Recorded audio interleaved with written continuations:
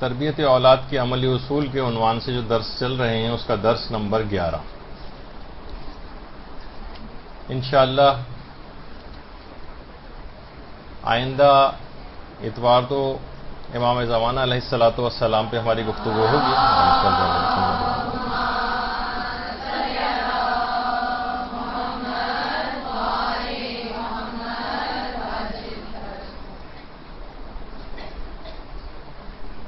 اور اس سے اگلا جو اتوار ہوگا اس میں تربیت اولاد کے عملی اصول کے عنوان سے سب سے آخری گفتگو بگڑے ہوئے بچوں کی تربیت کس طرح سے کی جائے اس موضوع پہ ہوگی.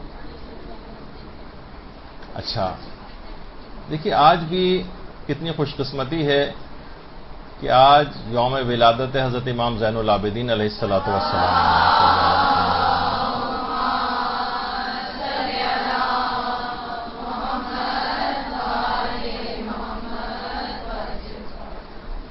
پانچ شعبان 38 ہجری مولا کی پیدائش ہے. ابھی فقط 2 سال ہی کے ہوئے تھے کہ چوتھے امام کے دادا 40 ہجری میں حضرت امیر المومنین علیہ الصلوۃ والسلام شہید کر دیے گئے.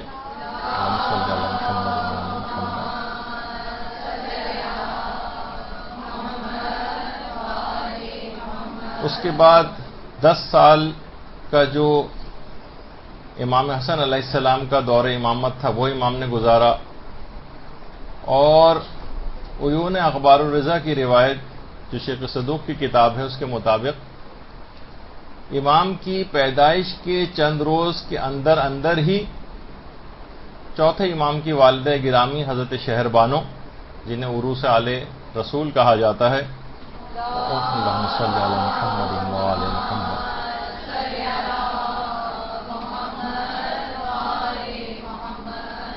ان کا بھی انتقال ہو گیا. تہران میں جو مشہور ہے کہ ان کا ایک روضہ ہے یا ان کی قبر مبارک ہے وہ اتنی ثابت نہیں ہے، اور زیادہ امکان اسی کا ہی ہے کہ وہ حضرت شہر بانو بھی مدینہ ہی میں دفن ہو.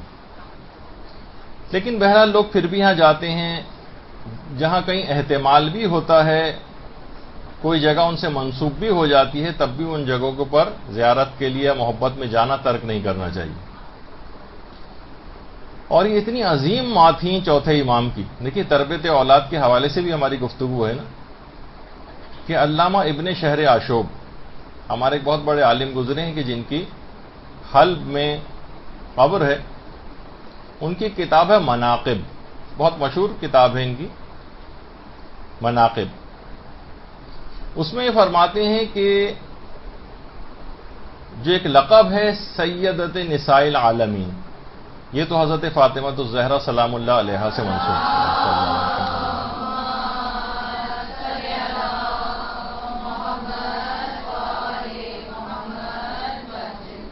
دوسری وہ خاتون، وہ عظیم خاتون کہ جن کو سیدت النساء العالمین تو اس کے اندر نہیں ہے، وہ علامہ ابن شہر آشوب فرماتے ہیں کہ وہ حضرت شہر بانو کا لقب ہے.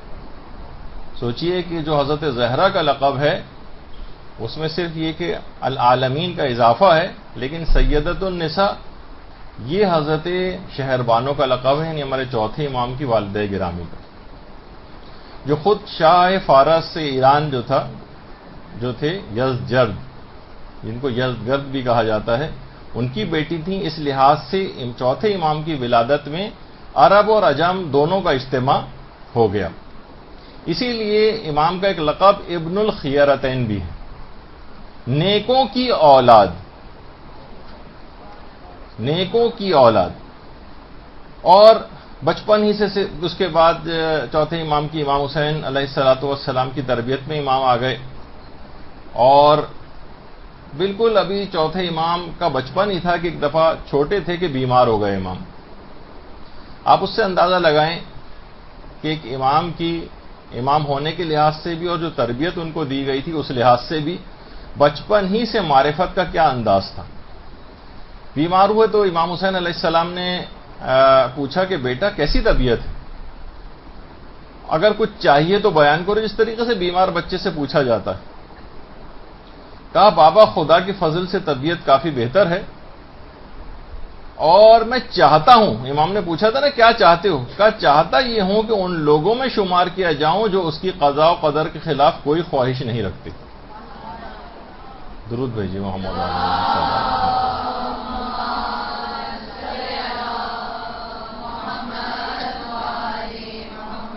امام حسین نے جب بیٹے کا اتنا معرفت بھرا جواب سنا خوش ہو گئے، کہا بیٹا تمہارا جواب وہی ہے جو حضرت ابراہیم نے دیا تھا کہ جب حضرت جبریل نے آ کر کہا تھا کہ ابراہیم کوئی حاجت ہے تو بیان کیجئے، کہا کہ میں تم سے کوئی حاجت نہیں ہے، البتہ اگر کوئی حاجت ہے تو اپنے پالنے والے سے۔ تو بہار الانوار کی 11ویں جلد میں علامہ مجلسی نے اس پورا واقعہ امام کے بچپن کا یہ نقل کیا۔ اچھا، جیسے جیسے امام جوان ہوتے گئے، باقاعدہ تاریخ دمشق جو بڑی مشہور کتاب ہے اس میں اس بات کا تذکرہ ہے کہ صحابی رسول عبداللہ ابن عباس جب بھی چوتھے امام کو دیکھتے تھے احترام میں کھڑے ہو جاتے تھے اور ایک جملہ کہتے تھے کہ اے محبوب آپ کی آمد مرحبا۔ چوتھے امام بالکل نوجوان ہیں بھی اور اتنا بزرگ صحابی رسول امام کے احترام میں اس لحاظ سے کھڑا ہو رہا ہے کیونکہ وہ ان کو جانتے تھے، ان کی معرفت رکھتے تھے کہ امام کس عظیم مقام کے اوپر تھے۔ اور شیخ مفید نے اپنی جو کتاب ارشاد ہے اس میں یہ بات لکھی کہ 5ویں امام کی 15 اولادیں تھیں جس میں سے 11 بیٹے تھے اور 4 بیٹیاں تھیں، اور آپ کی زوجہ جو تھیں وہ حضرت امام حسن علیہ السلام کی بیٹی ام عبداللہ حضرت فاطمہ تھیں، جن سے پھر حضرت امام محمد باقر علیہ الصلوۃ والسلام ان کی پیدائش ہوئی تھی۔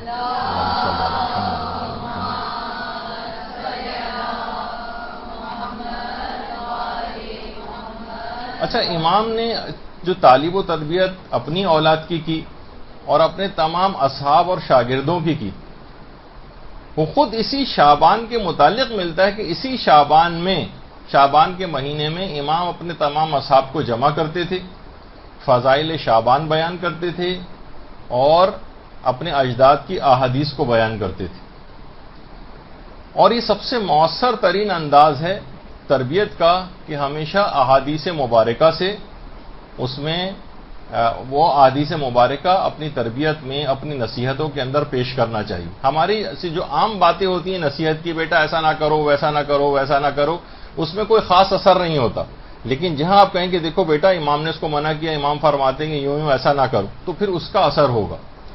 تو ائمہ کی سیرت میں بھی ملتا ہے نصیحت میں ہمیشہ اپنے اجداد کی احادیث، پیغمبر کی احادیث، دیگر معصومین کی احادیث وہ پیش کیا کرتے تھے۔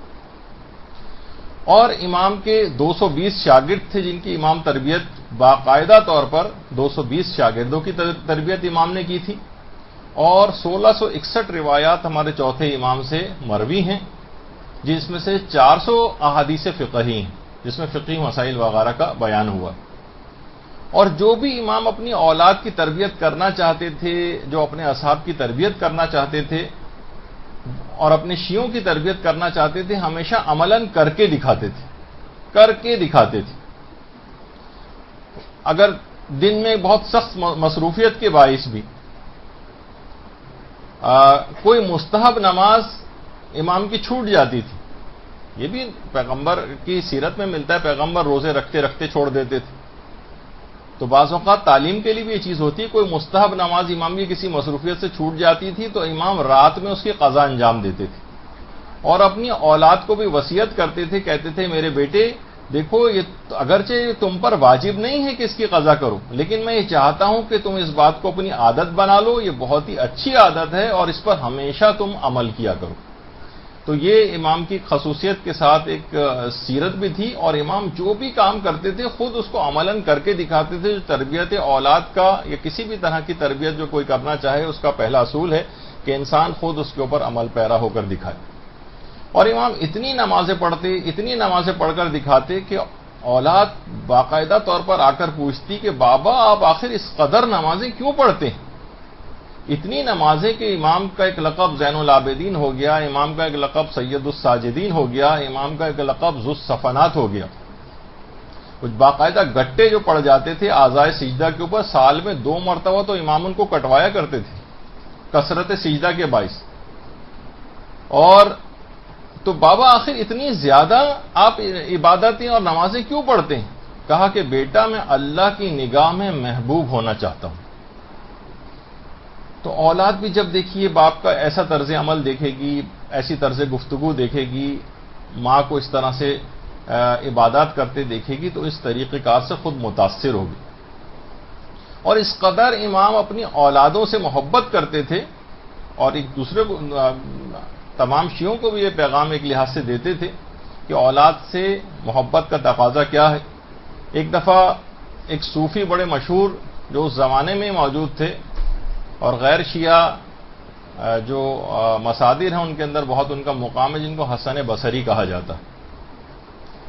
البتہ دیگر بہت کثیر تعداد میں صوفیہ کی طرح سے ان کے بھی انحرافی نظریات تھے، اور ان کے انہی انحرافی نظریات کی بنیاد پر حسن بصری کو امیر المومنین علیہ السلام نے مسجد سے باہر بھی نکال دیا. تو اور یہ بات بھی کہی تھی امیر المومنین نے کہ ہر قوم کا ایک سامری ہوتا ہے، یعنی جو گمراہ کرتا ہے، اور یہ حسن بصری کی طرف اشارہ کر کے کہا تھا کہ یہ اس امت کا سامری. تو بہرحال حسن بصری کا ایک جملہ امام کی خدمت میں آیا کہ اس نے یہ کہا کہ اولاد کتنی بری چیز ہے، زندہ رہے تو مجھے زحمت میں ڈالتی ہے، مر جائے تو مجھے مغموم کر دیتی.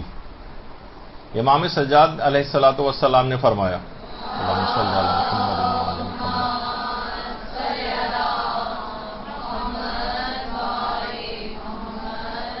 خدا کی قسم اس نے جھوٹ کہا ہے. اولاد کتنی بہترین چیز ہے، زندہ رہے تو چلتی پھرتی دعا ہے، اور مر جائے تو شفاعت کرنے والی. مستدرک الوسائل کی 15ویں جلد کے اندر مرزا حسین نوری نے اس روایت کو لکھا، اور یہی وجہ ہے کہ پیغمبر اسلام نے جو جملہ ارشاد فرمایا تھا ساقط شدہ بچے کے لیے، مستدرک کے اندر یہ روایت تھی جو بھی پیش کی. ساقط شدہ بچے کے متعلق پیغمبر نے کہا تھا کہ جو بچہ ساقط ہو جاتا ہے ماں کے پیٹ میں، تو جب قیامت میں یہ پہنچے گا اور جنت میں اس کو داخل کیا جائے گا تو وہ جنت کے دروازے پر آ کر باقاعدہ جھگڑا کرے گا کہ پروردگارہ جب تک میں اپنے ماں باپ کو اپنے ساتھ نہ لے لوں گا تب تک جنت میں داخل نہیں ہوں گا. تو اس کی طرف بھی ایک لحاظ سے امام نے اشارہ کیا کہ یہ شفاعت کرنے، مر جائے تو شفاعت کرنے والا ہے، اور زندہ رہ جائے تو چلتی پھرتی دعا ہے. تو اولاد کے سلسلے میں امام نے اس کے اس غلط قول کو برداشت نہیں کیا. اور خود اپنے ہمارے چوتھے امام کی سیرت ظاہر ہے، ان کی پیدائش کا دن ہے. کچھ باتیں جو اس سے تربیت کے حوالے سے جو ہم پیش کر رہے ہیں وہ یہ ہے کہ 20 سال تک مسلسل امام نے جس اونٹنی کے اوپر حج کیے ایک مرتبہ بھی اس کو نہیں مارا، اور جب کبھی روایت میں کہ تیز بھی چلانا چاہتے تھے اونٹنی کو تو فقط ایک کوڑا سا ہوا میں لہراتے تھے، اور کوڑا سا لہرانے سے وہ تیز چلنے لگتی تھی لیکن مارتے کبھی نہ تھے. تو امام کی سیرت یہ ہے کہ اونٹ کے بچے کو بھی نہیں مارتے. اور اگر ہم دیکھیں کہ ہم انسانوں کی سیرت یہ ہے کہ اپنے ان انسان کے مومن کے بچے کو زدوکوب کرتے ہیں اور ان کو مارتے ہیں تربیت میں، جبکہ امام اونٹنی کے بچے تک کو نہیں مارتے تھے. تو تربیت کا یہ انداز ہمارا جو ہے وہ امام کی اس تربیت کے انداز سے میل نہیں کھاتا. اچھا، واقعہ کربلا کے بعد جب امام مدینے پہنچے ہیں تو سب سے پہلا کام امام نے یہ کیا، اپنے اسی گھر میں ایک مدرسہ قائم کیا تربیت دینے کے لیے. اپنی اولاد کی تربیت کے حوالے سے بھی اگر آپ دیکھیں کہ واقعہ کربلا میں امام کے اپنے فرزند امام محمد باقر علیہ الصلوۃ والسلام 4 سال کے تھے.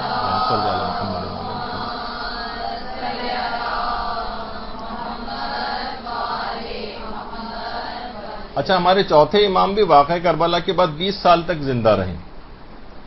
4 سال کے اس وقت چوتھے امام تھے، اس کا مطلب ہے کہ تقریباً 24 سال تک اپنے والد گرامی چوتھے امام کی تربیت میں ہمارے 5ویں امام بھی رہے. اس میں اس حد تک ایک تو خیر امام ہمارا تو عصمت کا ایک الگ ہی نظریہ ہے اور ایک خدائی ایک طریقہ کار ہوتا ہے، لیکن اس طرح سے چوتھے امام نے اپنے اس بیٹے کو تربیت دی کہ باقاعدہ اس کا لقب ہی پڑ گیا باقر العلوم، علوم کو شگافتہ کرنے والا. یعنی ایسی تربیت اپنے بیٹے کی کہ علم کے لحاظ سے، حالانکہ واقع کربلا کے بعد کس طرح کے حالات تھے، کتنے سخت حالات اس کے بعد بھی رہے کہ چوتھے امام کو مدینے سے باہر اپنا ایک گھر جو ہے وہ بنانا پڑ گیا تھا. واقع ہررا بھی اس کے بعد ہوا تھا، اس وقت بھی امام مدینے سے باہر ہی تھے. تو لیکن اس میں علمی ایسی تربیت جو کہ خود سب لوگوں کے لیے کہ نامساعد حالات کتنے ہی کیوں نہ ہو جائیں، فسادات کتنے ہی کیوں نہ ہو جائیں، قتل و غارت گری مدینے میں کس قدر بے تحاشا ہوئی تھی، لیکن اس کے باوجود بھی علمی کام امام ویسے ہی کرتے رہے، اپنی اولاد کی علمی تربیت ویسے ہی کرتے رہے، اور کتنے بڑے مقام پر اس لحاظ سے ان کو فائز کیا. اور پھر پانچویں امام نے اپنے بیٹے امام صادق علیہ الصلوۃ والسلام اللہم صلی علی محمد وعلی محمد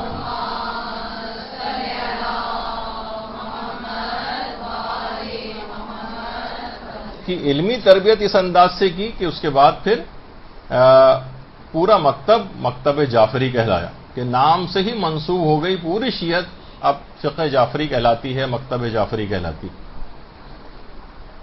اور تربیت کا ایک اور اسلوب جو امام دے کر گئے، اور خاص طور پہ تربیت اولاد کے سلسلے میں صحیفہ کاملہ، اس کے اندر خاص طور پر اولاد کے حق میں جو امام کی ایک دعا ہے وہ بھی واقعتاً پڑھنے سے تعلق رکھتی ہے، اور روز کی بلکہ زبانی یاد ہو جانی چاہیے اصولاً، کہ روزانہ اس کو پڑھنا ہے تو اس لحاظ سے اس کا زبانی یاد ہو جانا بہت ضروری.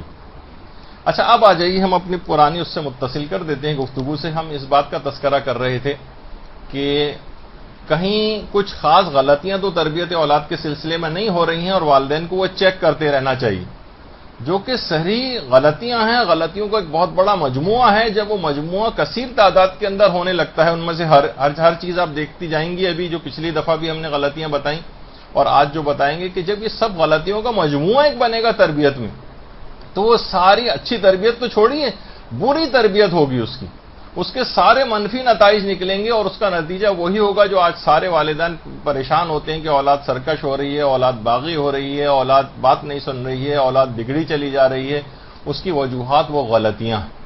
اس میں اولاد کا دخل بہت کم نظر آتا ہے، بہت سارے اور فیکٹرز ہوتے ہیں پھر ان کے، لیکن اس میں بہت بڑا دخل والدین کا نظر آ رہا ہے. جو صحیح تربیت کرنی چاہیے وہ کچھ نہیں کی، بلکہ الٹی تربیت کی اس کی، کہ اس کو بگڑنا ہی تھا ان غلطیوں. تو وہ ہم غلطیاں بتا رہے تھے، جس میں بات یہاں تک ہوئی تھی. ایک تو یہ بھی تھا، پچھلی بار بھی اس کا ہلکا سا ایک تذکرہ آیا تھا، کہ بچے کا موازنہ دوسرے بچوں کے ساتھ کرنا، اس میں حسد پیدا ہوتا ہے، اس کو کینہ پیدا ہوتا ہے دیگر بچوں سے، اپنے کزن سے، اپنے بہن بھائیوں سے، ان کے ساتھ ہر وقت وہ لڑتا جھگڑتا رہتا ہے. والدین کی یہ بھی بہت ہے کہ ہر وقت ان کی آپس میں لڑائی ہوتی رہتی. تو یہ بھی ایک ہوتا ہے کہ بچوں کا موازنہ ایک دوسرے سے کرنا. اس کے بعد ہے اس کی غلطی پر اسے رنگے ہاتھوں پکڑنا. بعض اوقات کوئی آپ اسے غلطی کرتے دیکھتے ہیں، ایک دم سے پیچھے سے آ کر اس کو آپ پکڑ لیتے ہیں، یہ کیا کر رہے تھے، یہ کوئی بھی اس قسم کی کوئی بات. تو اب کیا ہوگا، اس طرح سے اگر آپ کبھی اس کو دیکھ بھی لیں کوئی غلطی کرتے وقت، کوئی بری بات کرتے وقت، تو اس وقت رنگے ہاتھوں نہ پکڑیں اسے. رنگے ہاتھوں پکڑنے سے کیا ہوگا، ایک دفعہ دو دفعہ اگر آپ نے ایسا کیا، اس کے بعد وہ کہے گا ٹھیک ہے، اس سے پہلے بھی تو میری بے عزتی ہو چکی ہے. اس کی عزت نفس ایک دم سے مجروح ہوتی. مثلا ہم سے کوئی ایسا غلط کام ہو رہا ہو اور ہمیں کوئی رنگے ہاتھوں جو ہے پکڑ لے، تو کتنی ہمیں خفت اور شرمندگی، ساری زندگی اس سے آنکھ ملانے کے اس شخص سے جو ہم قابل. لیکن بار بار اگر ایسا ہوتا رہے تو ہم بھی ڈھیٹ ہو جاتے ہیں، اس سے پہلے بھی تو کئی دفعہ پکڑ چکے ہیں، ٹھیک ہے ایک دفعہ اور پکڑ لیں گے تو کوئی مسئلہ نہیں. تو کیا ہوگا، یہ بہت بڑا نقصان اور خطرہ اس سے ہوتا ہے. تو کبھی بھی ریڈ ہینڈڈ پکڑنا، رنگے ہاتھوں پکڑنا، یہ نہیں کرنا چاہیے. نظر انداز کر کے گزر جائیں. آپ نے دیکھ لیا، ٹھیک ہے، اس کی ترکیب سوچیں کہ اس کو میں اس سے کیسے پیچھے چھڑاؤں، لیکن ایک دم سے اس کو اس انداز سے اگر پکڑنا، یہ غلطی شمار ہوتا ہے. کوئی کام کروانے کے بجائے سے یہ کہہ کر بٹھا دینا کہ یہ کام ہمیشہ خراب کر دیتا ہے. دیکھیے بچہ اس کو بہت برا مانتا ہے، یعنی وہ کوئی کام کرنا چاہتا ہے، آپ ہر دفعہ اس کے ہاتھ سے چیز لے لیں گے کہ نہیں تم خراب کر دو گے، نہیں تم توڑ دو گے، نہیں تم، مثلا کہا جائے گا اس کو کہاں بھیج دیے تو کام خراب کر کے آئے گا. اس سے کیا ہوگا کہ اس کو بہت برا فیل ہوگا بچے کو. تو اس کے اندر پھر وہ جذبہ ختم ہی ہو جائے گا. وہ کہے گا ٹھیک ہے جب میں کام خراب ہی کر دیتا ہوں. ایک صاحب بتا رہے تھے مجھے کہ بچپن میں ایک دفعہ گوشت لینے مجھے بھیج دیا تھا کسی نے، وہاں کالے رنگ کا پتہ نہیں کس بھینس وغیرہ کا گوشت میں لے آیا. اس کے بعد سب لوگوں نے کہا آئندہ کبھی اس سے گوشت منگوانا نہیں. وہ کہہ رہے ہیں میں اتنا بڑا ہو گیا ہوں آج، لیکن آج تک گھر کا کوئی آدمی مجھ سے گوشت منگوانے کو تیار نہیں ہوتا، اور نہ مجھے گوشت لانا آیا. تو مقصد کہنے کا یہی ہے کہ یہ کام ہمیشہ بچپن سے کہ آپ نہیں یہ کام خراب کر دے گا، نہیں، آپ اس کے اوپر اعتماد کرنا سیکھیں، 2-4 دفعہ کام خراب بھی ہو جانے دیں۔ میں ہمیشہ اس سے پہلے کہا ہے کہ کچھ مالی نقصان تربیت اولاد میں برداشت کرنا چاہیے، لیکن اس سے بچے کا کانفیڈنس گین ہوگا، نئے تجربات کرے گا، نقصان کے بعد مزید محتاط ہو جائے گا، اس کیفیت سے آپ اس کو باہر نکال لیں جو اس میں جائے گا، ورنہ وہ اپنی غلطی کی کبھی اصلاح نہیں کر سکے گا، یہ بھی غلطی ہوتی۔ بچے کو ڈراؤنی کہانیاں، ڈراؤنی فلمیں دکھانا، اس سے اس کے اندر ایک بزدلی، خوف اور غیر عقلی قسم کے خوف جو ہیں وہ پیدا ہوتے ہیں، اس پہ ہماری کچھ بات پہلے ہو چکی ہے۔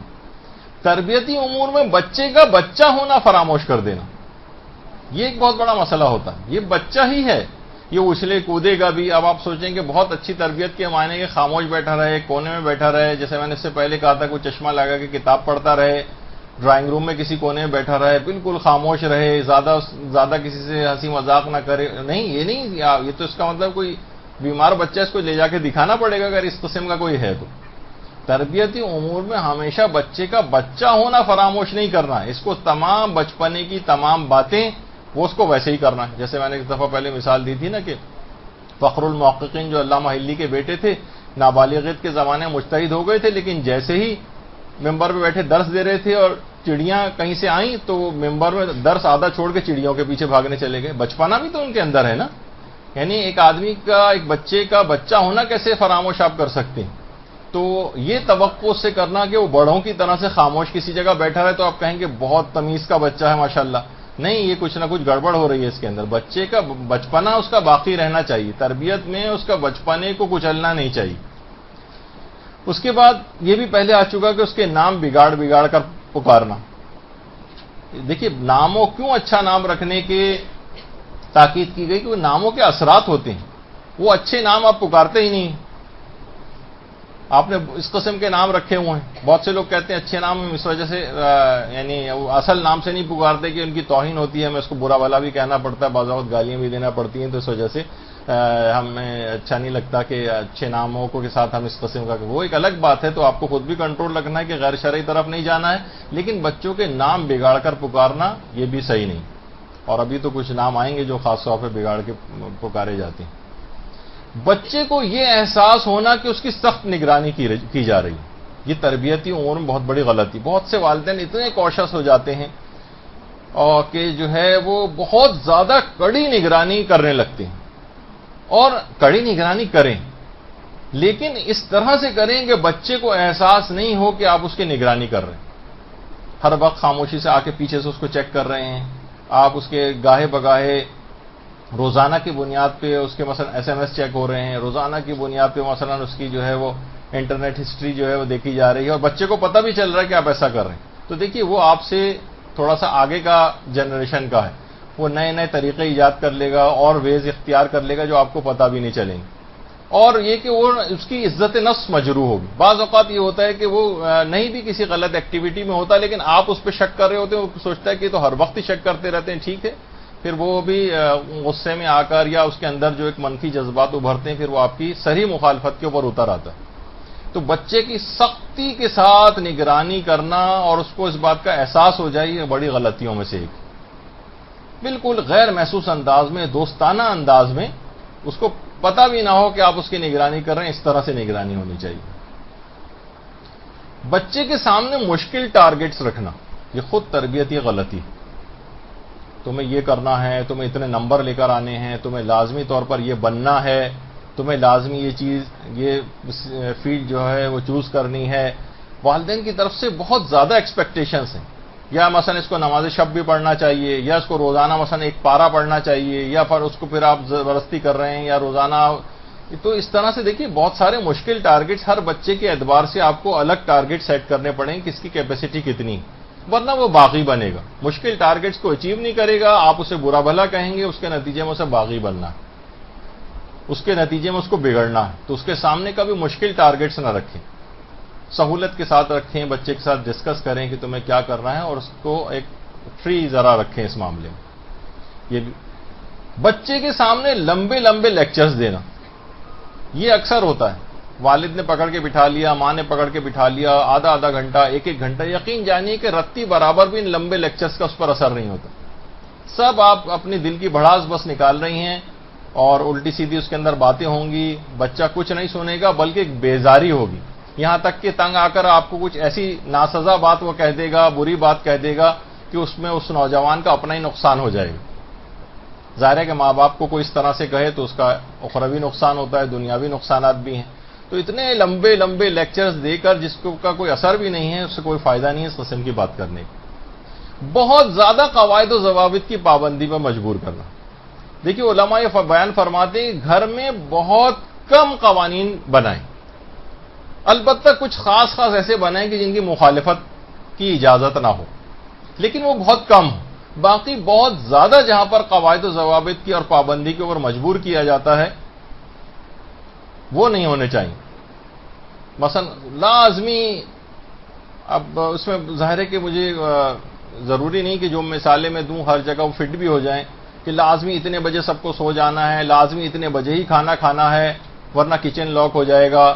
اگر یہ بعض اوقات ہوتا ہے بہت سارے گھروں میں, تو اتنی زیادہ اس میں نا وہ اپنے آپ کو بہت ویسا محسوس کرتے ہیں, بہت اپنے آپ کو جیل کی طرح سے محسوس کرتے ہیں. تو اتنی زیادہ قواعد و ضوابط کی پابندی پر ان کو ایک ریلیکسڈ ماحول گھر کے اندر رہنا چاہیے. گھر میں ایک جیل کی طرح سے نہ ہو, ورنہ وہاں سے اس جیل کا تالا توڑ کے فرار ہونے کی فکر میں وہ لوگ رہیں گے. تو ایک یہ بھی غلطی ہوتی. بچے پر بہت زیادہ بوجھ ڈال دینا. مثلا کون سے بوجھ, جیسے کہ عام طور پر واقعی بچوں کے اوپر بہت زیادہ برڈن اور بوجھ ہوتے ہیں. ہوم ورک بھی مل رہا ہے اور اسکول بھی جا رہے ہیں, وہاں سے تھکے ہارے آ رہے ہیں تو وہ ٹیچر بیٹھا ہوا ہے آ کے, اسکول کے بھی پروجیکٹس ہیں, وہاں سے ہوم ورک بھی مل رہا ہے, ایگزامز بھی ہیں, ٹیوٹر بھی کچھ نہ کچھ ہوم ورک اور کام دے کے ان کو چلا جاتا ہے. پھر مولانا صاحب کوئی پڑھانے آ جاتے ہیں, پھر کسی جگہ ہو سکتا ہے مدرسے پڑھنے جانا پڑ جاتا ہے. پھر اس کی اپنی بھی کچھ بچے کی ظاہر ہے وہ ایکٹیویٹی, کچھ کھیل, یہ وہ سب کچھ. پھر آپ دیر سے بھی سلاتے ہیں اس کو, پھر کم نیند سے پھر وہ پہنچ جاتا ہے اگلے دن. تو ایک بڑا ایک عجیب کمپلیکس اس کے اندر وہ پھنس جاتا ہے. بعض اوقات وہ اپنے چڑچڑاپن, بدتمیز ہونا, اس طرح سے وہ اپنے اس اینگر اور اس کو نکالتا ہے. لیکن کیا ہے کہ اسے اوور برڈن ہونے کی وجہ سے ایسا ہو رہا ہے. وہ تو بہت زیادہ اس کے اوپر بوجھ ڈالنا, یہ آپ کو خود دیکھنا ہے کہ اسے کس طرح سے ریلیکسیشن دینی چاہیے. اب وہ آپ ترکیبیں آپ لوگ خود سوچیں کہ کیسے ایسا ہونا چاہیے. لیکن بہرحال یہ کہ اس انداز سے اس کے اوپر بہت زیادہ بوجھ ڈالنا یہ نقصان دہ چیزوں کے اندر جا رہا ہے. آپ کے خیال میں تو آپ اسے ہر چیز میں پرفیکٹ کرنا چاہ رہے ہیں کہ کلاس میں بھی فرسٹ آئے وہ, اور بہترین اچھا پڑھے, اور دینی اعتبار سے بھی بہت اچھا بنے, اور اسکول میں بھی پرفارمنس اس کی بہت اچھی ہو. لیکن یہ اتنی ساری چیزوں کا ایک ٹاسک, خواہشات تو اچھی ہیں اور اس پہ مناسب حد تک عمل بھی ہونا چاہیے, لیکن ایسا نہ ہو کہ وہ بہت برڈن فیل کرے. مکمل توجہ کے ساتھ بچوں کی بات نہ سننا. اسے پتا ہے کہ مثلا والد صاحب جو ہے سن ہی نہیں رہے ہیں, اپنے دھندے میں لگے ہوئے ہوں ہاں کر رہے ہیں, خالی ماں کے پاس جا رہے ہیں, ماں مثلا ٹی وی دیکھ رہی ہے, کہ خاموش کرا دیتی کہ میں ابھی یہ دیکھ رہی ہوں, سننے دو. وہ بیچارہ ادھر ادھر سے ہو کر چلا جاتا ہے, لیکن اندرونی طور پر ایک خلفشار اس میں محسوس کرتا ہے کہ کوئی اس کی بات نہیں سن رہا ہے. اسے کوئی کتاب پڑھ رہے ہو تو واقعتاً کتاب بند کر دینی چاہیے, جی اسے پوری بات اس کی سنیں کیا کہہ رہا ہے. ڈرامہ بھی اگر آپ دیکھ رہی ہیں, کوئی ٹی وی کو والی کوئی چیز دیکھ رہی ہیں, آپ اس وقت میوٹ کر دیں, پوری توجہ کے ساتھ بچے کی بات سننی چاہیے. تو یہ دیکھیے بہت سارے نفسیاتی اثرات, عوامل, یہ سب چیزیں ہیں, یہ غلطیاں ہوتی ہیں کہ اس کی بات کو توجہ سے نہ سننا. پھر اس کی بات ان کہیں دل میں رہ جاتی ہے, وہ بہت سی باتیں آپ سے شیئر کرنا بند کر دیتا ہے کہ ان سے کہنے کا کوئی فائدہ نہیں, انہوں نے کون سا سننا ہے. تو بہرحال وہ پھر منفی طرف نکل جاتا ہے معاملہ. اچھا, اسی طرح بچے کی جستجو اور نئے تجربات کرنے کی خواہش کو فالتو کام نہ کرو, جیسے اس قسم کے الفاظ کہہ کر دبانا. وہ کوئی چیز کرنا چاہتا ہے, کوئی ایکسپیریمنٹ کرنا چاہتا ہے, گھر میں کوئی چیز بنانا چاہتا ہے, وہ لے آیا لکڑیاں, شیشے لے آیا, کوئی بھی چیز, مجھے کوئی ایسی مثال بھی دماغ میں نہیں ہے, کہ کوئی چیز بنانا چاہتا ہے. اب وہ اس بچے کے اندر ایک حص ہوتی ہے اس کی کہ وہ نئے سے نئے تجربات کرنا چاہتا ہے. یہ جو چھوٹے چھوٹے بچے ریموٹ ہاتھ میں لے رہے ہوتے ہیں اور آپ کا موبائل فون چھین رہے ہوتے ہیں اور اس کے بٹن دبا رہے ہوتے ہیں, سب کچھ وہ نئے تجربات, ایکسپیرینس کو فیل کر کے کرنا چاہ رہے ہوتے ہیں, چاہے وہ ناسمجھ ہی کیوں نہ ہو. تو آپ ہر وقت سب چیزیں بس ان سے چھینتے رہیں, ان کو کوئی کام نہیں کرنے دیں, یہ کر دے گا, وہ کر دے گا, خراب ہو جائے گی, توڑ دے گا, گندگی ہو جائے گی. تو اس کی وجہ سے یہ اس کی جستجو کو آپ مارتے ہیں. تو پھر یہ اس کے بہت نفسیاتی اثرات نکلتے ہیں. پھر وہ آگے بڑھنے کی جو اس کا ایک دماغ اور آگے بڑھنے کی فکر ہوتی ہے وہ بھی اس سے متاثر ہوتی. لوگوں کے سامنے اس کی غلطی بتانا, یہ خود ایک بہت بڑی غلطیوں میں سے ایک ہے. بچے سے کیے گئے وعدوں کو اہمیت نہ دینا, اس پہ ہماری پچھلی مرتبہ گفتگو آئی تھی کہ اس کا خدائی وعدوں پہ سے بھی اعتبار اٹھ جاتا. اچھا، پھر اس کے بعد بچے کے ذاتی کاموں کو خود سے انجام دینے کی اجازت نہ دینا. دیکھیے، ذاتی کاموں کو خود سے انجام دینے کی. اچھا، ایک بات اور، ہاں، وعدہ خلافی کے سلسلے میں ایک بات رہ گئی. وہ ایک بات اور مجھے یہ بتانی تھی کہ صرف خالی بات یہیں تک نہیں رہتی کہ وہ خدائی وعدوں پر سے اعتبار اس کا اٹھ جاتا ہے، پھر خود بھی ایفائے عہد کی اس کے اندر یعنی خود بھی وعدہ خلافیاں کرتا ہے. جیسے میں نے پچھلی مرتبہ بھی کہا تھا کہ رٹے رٹائے طریقے سے وہ دعا عہد بھی پڑے گا امام زمانہ کے لیے، لیکن اس کے بعد اس عہد کو پورا نہیں کرے گا، بس ایک رٹی رٹائی والی چیزیں ہوگی. تو بچے کے ذاتی کاموں کو خود سے انجام دینے کی اجازت نہ دینا. بچہ خود سے جو ہے، بعض اوقات میں نے دیکھا ہے کہ بڑے بڑے بچے ہو جاتے ہیں، بچیاں بڑی ہو جاتی ہیں، والدین اپنے ہاتھ سے لقمے بنا بنا کے منہ میں کھلا رہے ہیں. یہ غلط طریقہ کار ہے. اس کا بہت جلد ان کو انڈیپینڈنٹ کرنا چاہیے، چاہے وہ گرائے. بعض اوقات بچے چیزیں گراتے ہیں، کھانے کی چیزیں گراتے ہیں، کوئی مسئلہ نہیں، اس کو ایکسپیرینس کر رہے ہیں. ذاتی کام بچے خود کریں، جوتے کے جو لیسز ہیں وہ خود باندھیں، تیار خود ہوں اسکول جانے کے لیے، یونیفارم خود پہنیں. کہیں تھوڑی بہت ان کو ضرورت پیش آ جائے اسسٹنس کی تو وہ دیں، لیکن یہ کام وہ خود انجام دینے کی پوری صلاحیت اختیار کر لیں. اس بات کو یقینی بنانا چاہیے. ورنہ یہ ہر کام آپ جو بڑھ کے کرنے لگتے ہیں، ذرا سا وہ چلنا شروع ہوا، گرنے لگا، فوراً باپ نے بڑھ کے اس کو جو ہے نا اٹھا لیا. ذرا سا کچھ وہ ہوا، ہر وقت آپ بہت ہی زیادہ کوشش ہو کے ان کے پیچھے پیچھے پیچھے پیچھے پھر رہے ہیں، تو یہ بات صحیح نہیں. اس کو ذاتی کام خود سے کرنے، اس میں بہت ساری اس کے اندر اسکلز ڈیولپ ہوں گی. بار بار اس کی کمزوریاں اور عیب بیان کر کے اس کو شرمندہ کرنا. دیکھیے، ہم غلطیاں بتا رہے ہیں کہ ساری غلطیوں کا مجموعہ پھر بری تربیت کی صورت میں جاتا ہے کہ دیکھو تمہاری یہ کمزوری ہے، تمہاری یہ کمزوری ہے، تمہارے اندر مثلا یہ عیب پایا جاتا ہے، فلاں بچے کو دیکھو اس کے اندر یہ چیز نہیں. اس کو شرم دلانا شرم دلانا شرم دلانا، ہر وقت اس کو تمہارے نمبر کم آتے ہیں، دیکھو اس خاندان کے بچے کے کتنے اچھے وہ لوگ پڑھ رہے ہیں. اس سے کیا ہوتا ہے کہ اس میں ایک نفسیاتی پستی اس کے اندر ایک آنے لگتی. احساس کمتری کا بھی ہو سکتا ہے کہ وہ مریض ہو جائے، اور احساس کمتری تو اس کو ہو گئی، لیکن وہ آپ سے بھی بغاوت کرے گا، آپ سے بھی زبان چلائے گا، سرکشی کرے گا. تو یہ منہ پر اس انداز سے اس کو شرم دلانا بار بار، اس میں والدین کو کمی کرنی چاہیے. اس کو دماغی طور پر قائل کرنے کے بجائے اس کو دھونس اور زبردستی کرنا، یہ بھی بہت بڑی غلطی ہے. دھونس اور زبردستی. بھائی کوئی بھی چیز اگر وہ غلط کر رہا ہے نا، اس کو بٹھا کر کہیں کہ دیکھو اس کے اندر یہ خرابیاں پائی جاتی ہیں، دیکھو اگر تم یہ وقت نکال دو گے، یعنی بالکل اچھے الفاظ کے اندر، تو تم جو ہے نا کسی اچھی پروفیشنل کالج میں تمہارا داخلہ نہیں ہوگا. دیکھو یہ تم کمپیوٹر پہ بہت زیادہ ورک لگا رہے ہو، چیٹنگ پہ بہت زیادہ ورک لگا رہے ہو، فیس بک پہ بہت زیادہ ورک لگا رہے ہو، یعنی ٹائم دے رہے ہو، ٹائم زیادہ سے زیادہ اس کے اندر تم خرچ کر رہے ہو. تو دماغی طور پر اس کو قائل کریں، نقصانات بتائیں اسے. مثلا ٹھیک ہے کمپیوٹر پہ بیٹھتا ہے، آپ اس کے فیس بک کے جو نقصانات کے وہ ہیں کوئی آرٹیکل، وہ اس کو بھیجیں پڑھنے کے لیے. بہت سارے اور طریقہ کار ہیں کہ وہ دماغی طور پر قائل ہو جائے اس بات کے لیے. دھونس اور زبردستی والا نہیں کہ آپ کہیں کہ ٹھیک ہے میں اس میں سے فلاں چیز بلاک کر دوں گا، فلاں چیز ریموو کر دوں گا، ٹھیک ہے میں انٹرنیٹ کی ڈیوائس ساتھ لے جاؤں گا اپنے، میں تمہیں استعمال نہیں کرنے دوں گا، یا کوئی بھی ایسی چیز. اس سے کیا ہوگا، اس کے اندر پھر ایک بغاوت جنم لے گی. اس کو دماغی طور پر اس غلطی کا یا اس غلط کام کے نقائص بتا کر قائل کریں کہ یہ کام صحیح نہیں. تو جب کبھی آپ سر پر نہیں ہوں گے اس وقت بھی وہ چیز کام کرے گی اور وہ اس کو روکے گی ان بری چیزوں سے. دھونس اور زبردستی سے کام نہ لیں اس معاملے میں، یہ بہت بڑی غلطی ہوتی ہے اور ہمیشہ نظر یہی آتا ہے گھروں کے اندر. دیگر بچوں کے ساتھ کے مقابلے میں اس سے امتیازی سلوک کرنا. کوئی زیادہ جو اچھا بچہ ہے اس سے ظاہر ہے آپ اچھے طریقے سے وہ کریں گے، تمیز کا ہے اور یہ ہے، لیکن اس کے مقابلے میں اس سے جھڑک کے پیش آئیں گے. تو بچوں میں پھر اس قسم کا ہوتا ہے کہ دیکھیں آپ ہمیشہ اس کی طرفداری کرتی ہیں، میری نہیں کرتی ہیں. تو اس قسم کے جو بچے ان کو تھوڑا سا زیادہ اس معنوں میں وہ فیل کرنے لگتے ہیں. تو اس کے ساتھ زیادہ ایسا کم سے کم آپ اس کے سامنے امتیازی سلوک نہ کریں. الگ سے ظاہر ہے کہ جو اچھا بچہ ہے اس کو کچھ ذرا زیادہ پیار محبت بھی والدین کو کرنے کو دل چاہتا ہے کہ ظاہر ہے ان کی سرکشی بغاوت نہیں کر رہا ہے، ان کا خیال رکھ رہا ہے، لیکن اس بچے کے سامنے امتیازی سلوک نہ ہو. اس بچے کے سامنے دیگر بچے کو پیار کیا جائے اور اس کو ڈانٹ پھٹکار کی جائے تو اس کے اندر رقابت کے جذبات جنم لیں گے. یہ بھی ایک غلطی ہوتی ہے گھروں میں.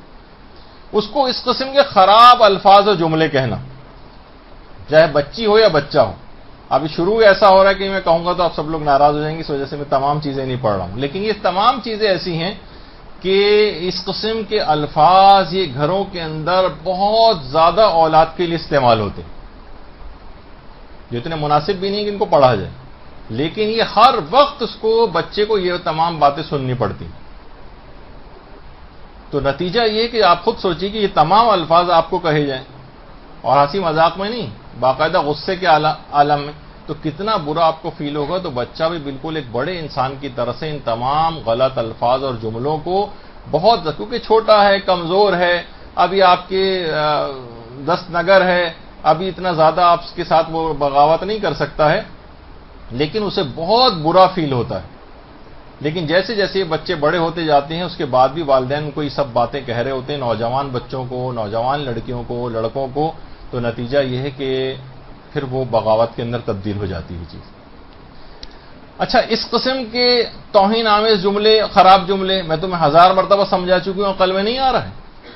دفع ہو جاؤ، تم کبھی نہیں سدھر سکتے، تم کبھی نہیں پڑھ سکتے، تم کوئی کام ڈھنگ کا ان سے نہیں کر سکتے، تم ضرور ذلیل ہوں گے، غلطی ہمیشہ تمہاری ہوتی، جہنم میں جاؤ، نکمے ہو، اندھے ہو، پتہ نہیں کیا کیا، بدبخت، بہانے باز، تمہارا دماغ تو ٹھیک ہے. سارے برے برے الفاظ ہیں. اس سے بھی آپ پوری ڈکشنری بنا سکتی ہیں، پوری کتاب لکھی جا سکتی ہے جو جملے گھروں کے اندر استعمال ہوتے ہیں.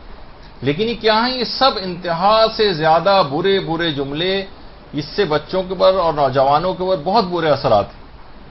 ایک دفعہ اس کو خارج کر کے دیکھیں، ان تمام الفاظ کو، آپ دیکھیں گے گھر کے اندر نمایاں ایک تبدیلی ہوگی. پورے دن میں ایک دفعہ بھی اس قسم کی کوئی بات اگر آپ نے کر دی نا بچے سے، مثلا ایک دفعہ بھی کہا دفعہ ہو جاؤ یہاں سے، تو یقین کیجئے پورے دن وہ باپ کے قریب بھی نہیں آئے گا، جس بھی بیزاری محسوس کرے گا، دور دور رہنا پسند کرے گا. تو یہ بڑے برے جملوں کے بڑے اثرات برے ہوتے ہیں. اور اس کے مقابلے میں اگر اچھے جملے، ہاں برے جملے اور کون سے، جو والدین ایک دوسرے کو کہہ رہے ہوتے ہیں لڑائی میں، ہماری تو قسمت ہی خراب ہے، اس کو یقیناً اس کی ماں نے خراب کیا ہے، یا مثلا باپ نے خراب کیا ہے. تو یہ تمام چیزیں کیا ہیں؟ یا مثلا یہ کہنا کہ یہ تو اپنے ددیال پر گیا ہے، یہ اپنے ننیال پر گیا، اس قسم کے جملے کہنا.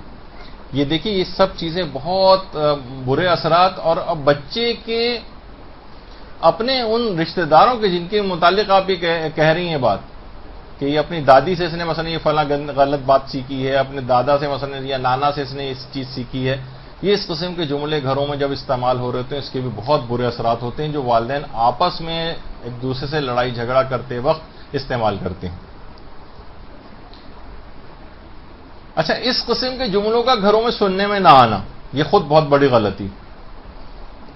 بیٹا آپ کا بہت شکریہ، خدا تمہاری توفیقات میں اضافہ کرے، تم نے تو میرا دل خوش کر دیا، خدا تمہیں جزائے خیر دے. آؤ بیٹا، بیٹھو بیٹھو. بیٹا تمہاری سلسلے میں کیا رائے ہے؟ بیٹی مجھے تم سے ایک مشورہ کرنا ہے. کیا بات ہے بیٹا، کیوں ناراض ہو، کیوں میری بیٹی پریشان لگ رہی ہے؟ دیکھیے اس قسم کے سارے الفاظ کیا ہیں؟ مجھے اپنے بیٹے پر یا بیٹی پر فخر ہے، کتنی دیر سے میں اپنی بیٹی کا انتظار کر رہا ہوں. یہ محبت بھرے جملے اس طرح کے کہنا، یہ بچے کا، اس نوجوان کا، لڑکے یا لڑکی کا دل بہت بڑا کر دیتے ہیں. یہ ایک جملہ، اچھا جملہ کسی کو کہنا، کسی کی کوئی تعریف کرنا، وہ آپ پڑھتی ہیں کون سی ڈیل کارنیگی وغیرہ کی جو بکس ہوتی ہیں، وہ آپ لوگ لے کر آتے ہیں اور اس کو جو ہے وہ گھروں کے اندر جو ہے پڑھ رہے ہوتے ہیں کہ اچھا یہ لوگوں کی منہ پہ ان کی تعریف کیجئے، کوئی اچھا جملہ ان کو کہہ دیجئے، اور پھر دیکھیے کیسے وہ آپ کے گرویدہ ہو جاتے ہیں اس طرح سے. تو یہ تمام چیزیں نفسیاتی اثرات رکھتی ہیں. اچھے جملے کہنا، وہ برے جملوں کو ترک کرنا جو بھی بیان ہوئے تھے، اور اس طرح کے اچھے اچھے جملے، ان کا یہ گھروں میں سننے میں نہیں آتے ہیں. اب ٹھیک ہے، اس نے کوئی کام کیا بھی تو ٹھیک ہے، ہاں چلو اچھا ہے، چلو بس یہ کہہ کے آپ خاموش ہو جاتے ہیں.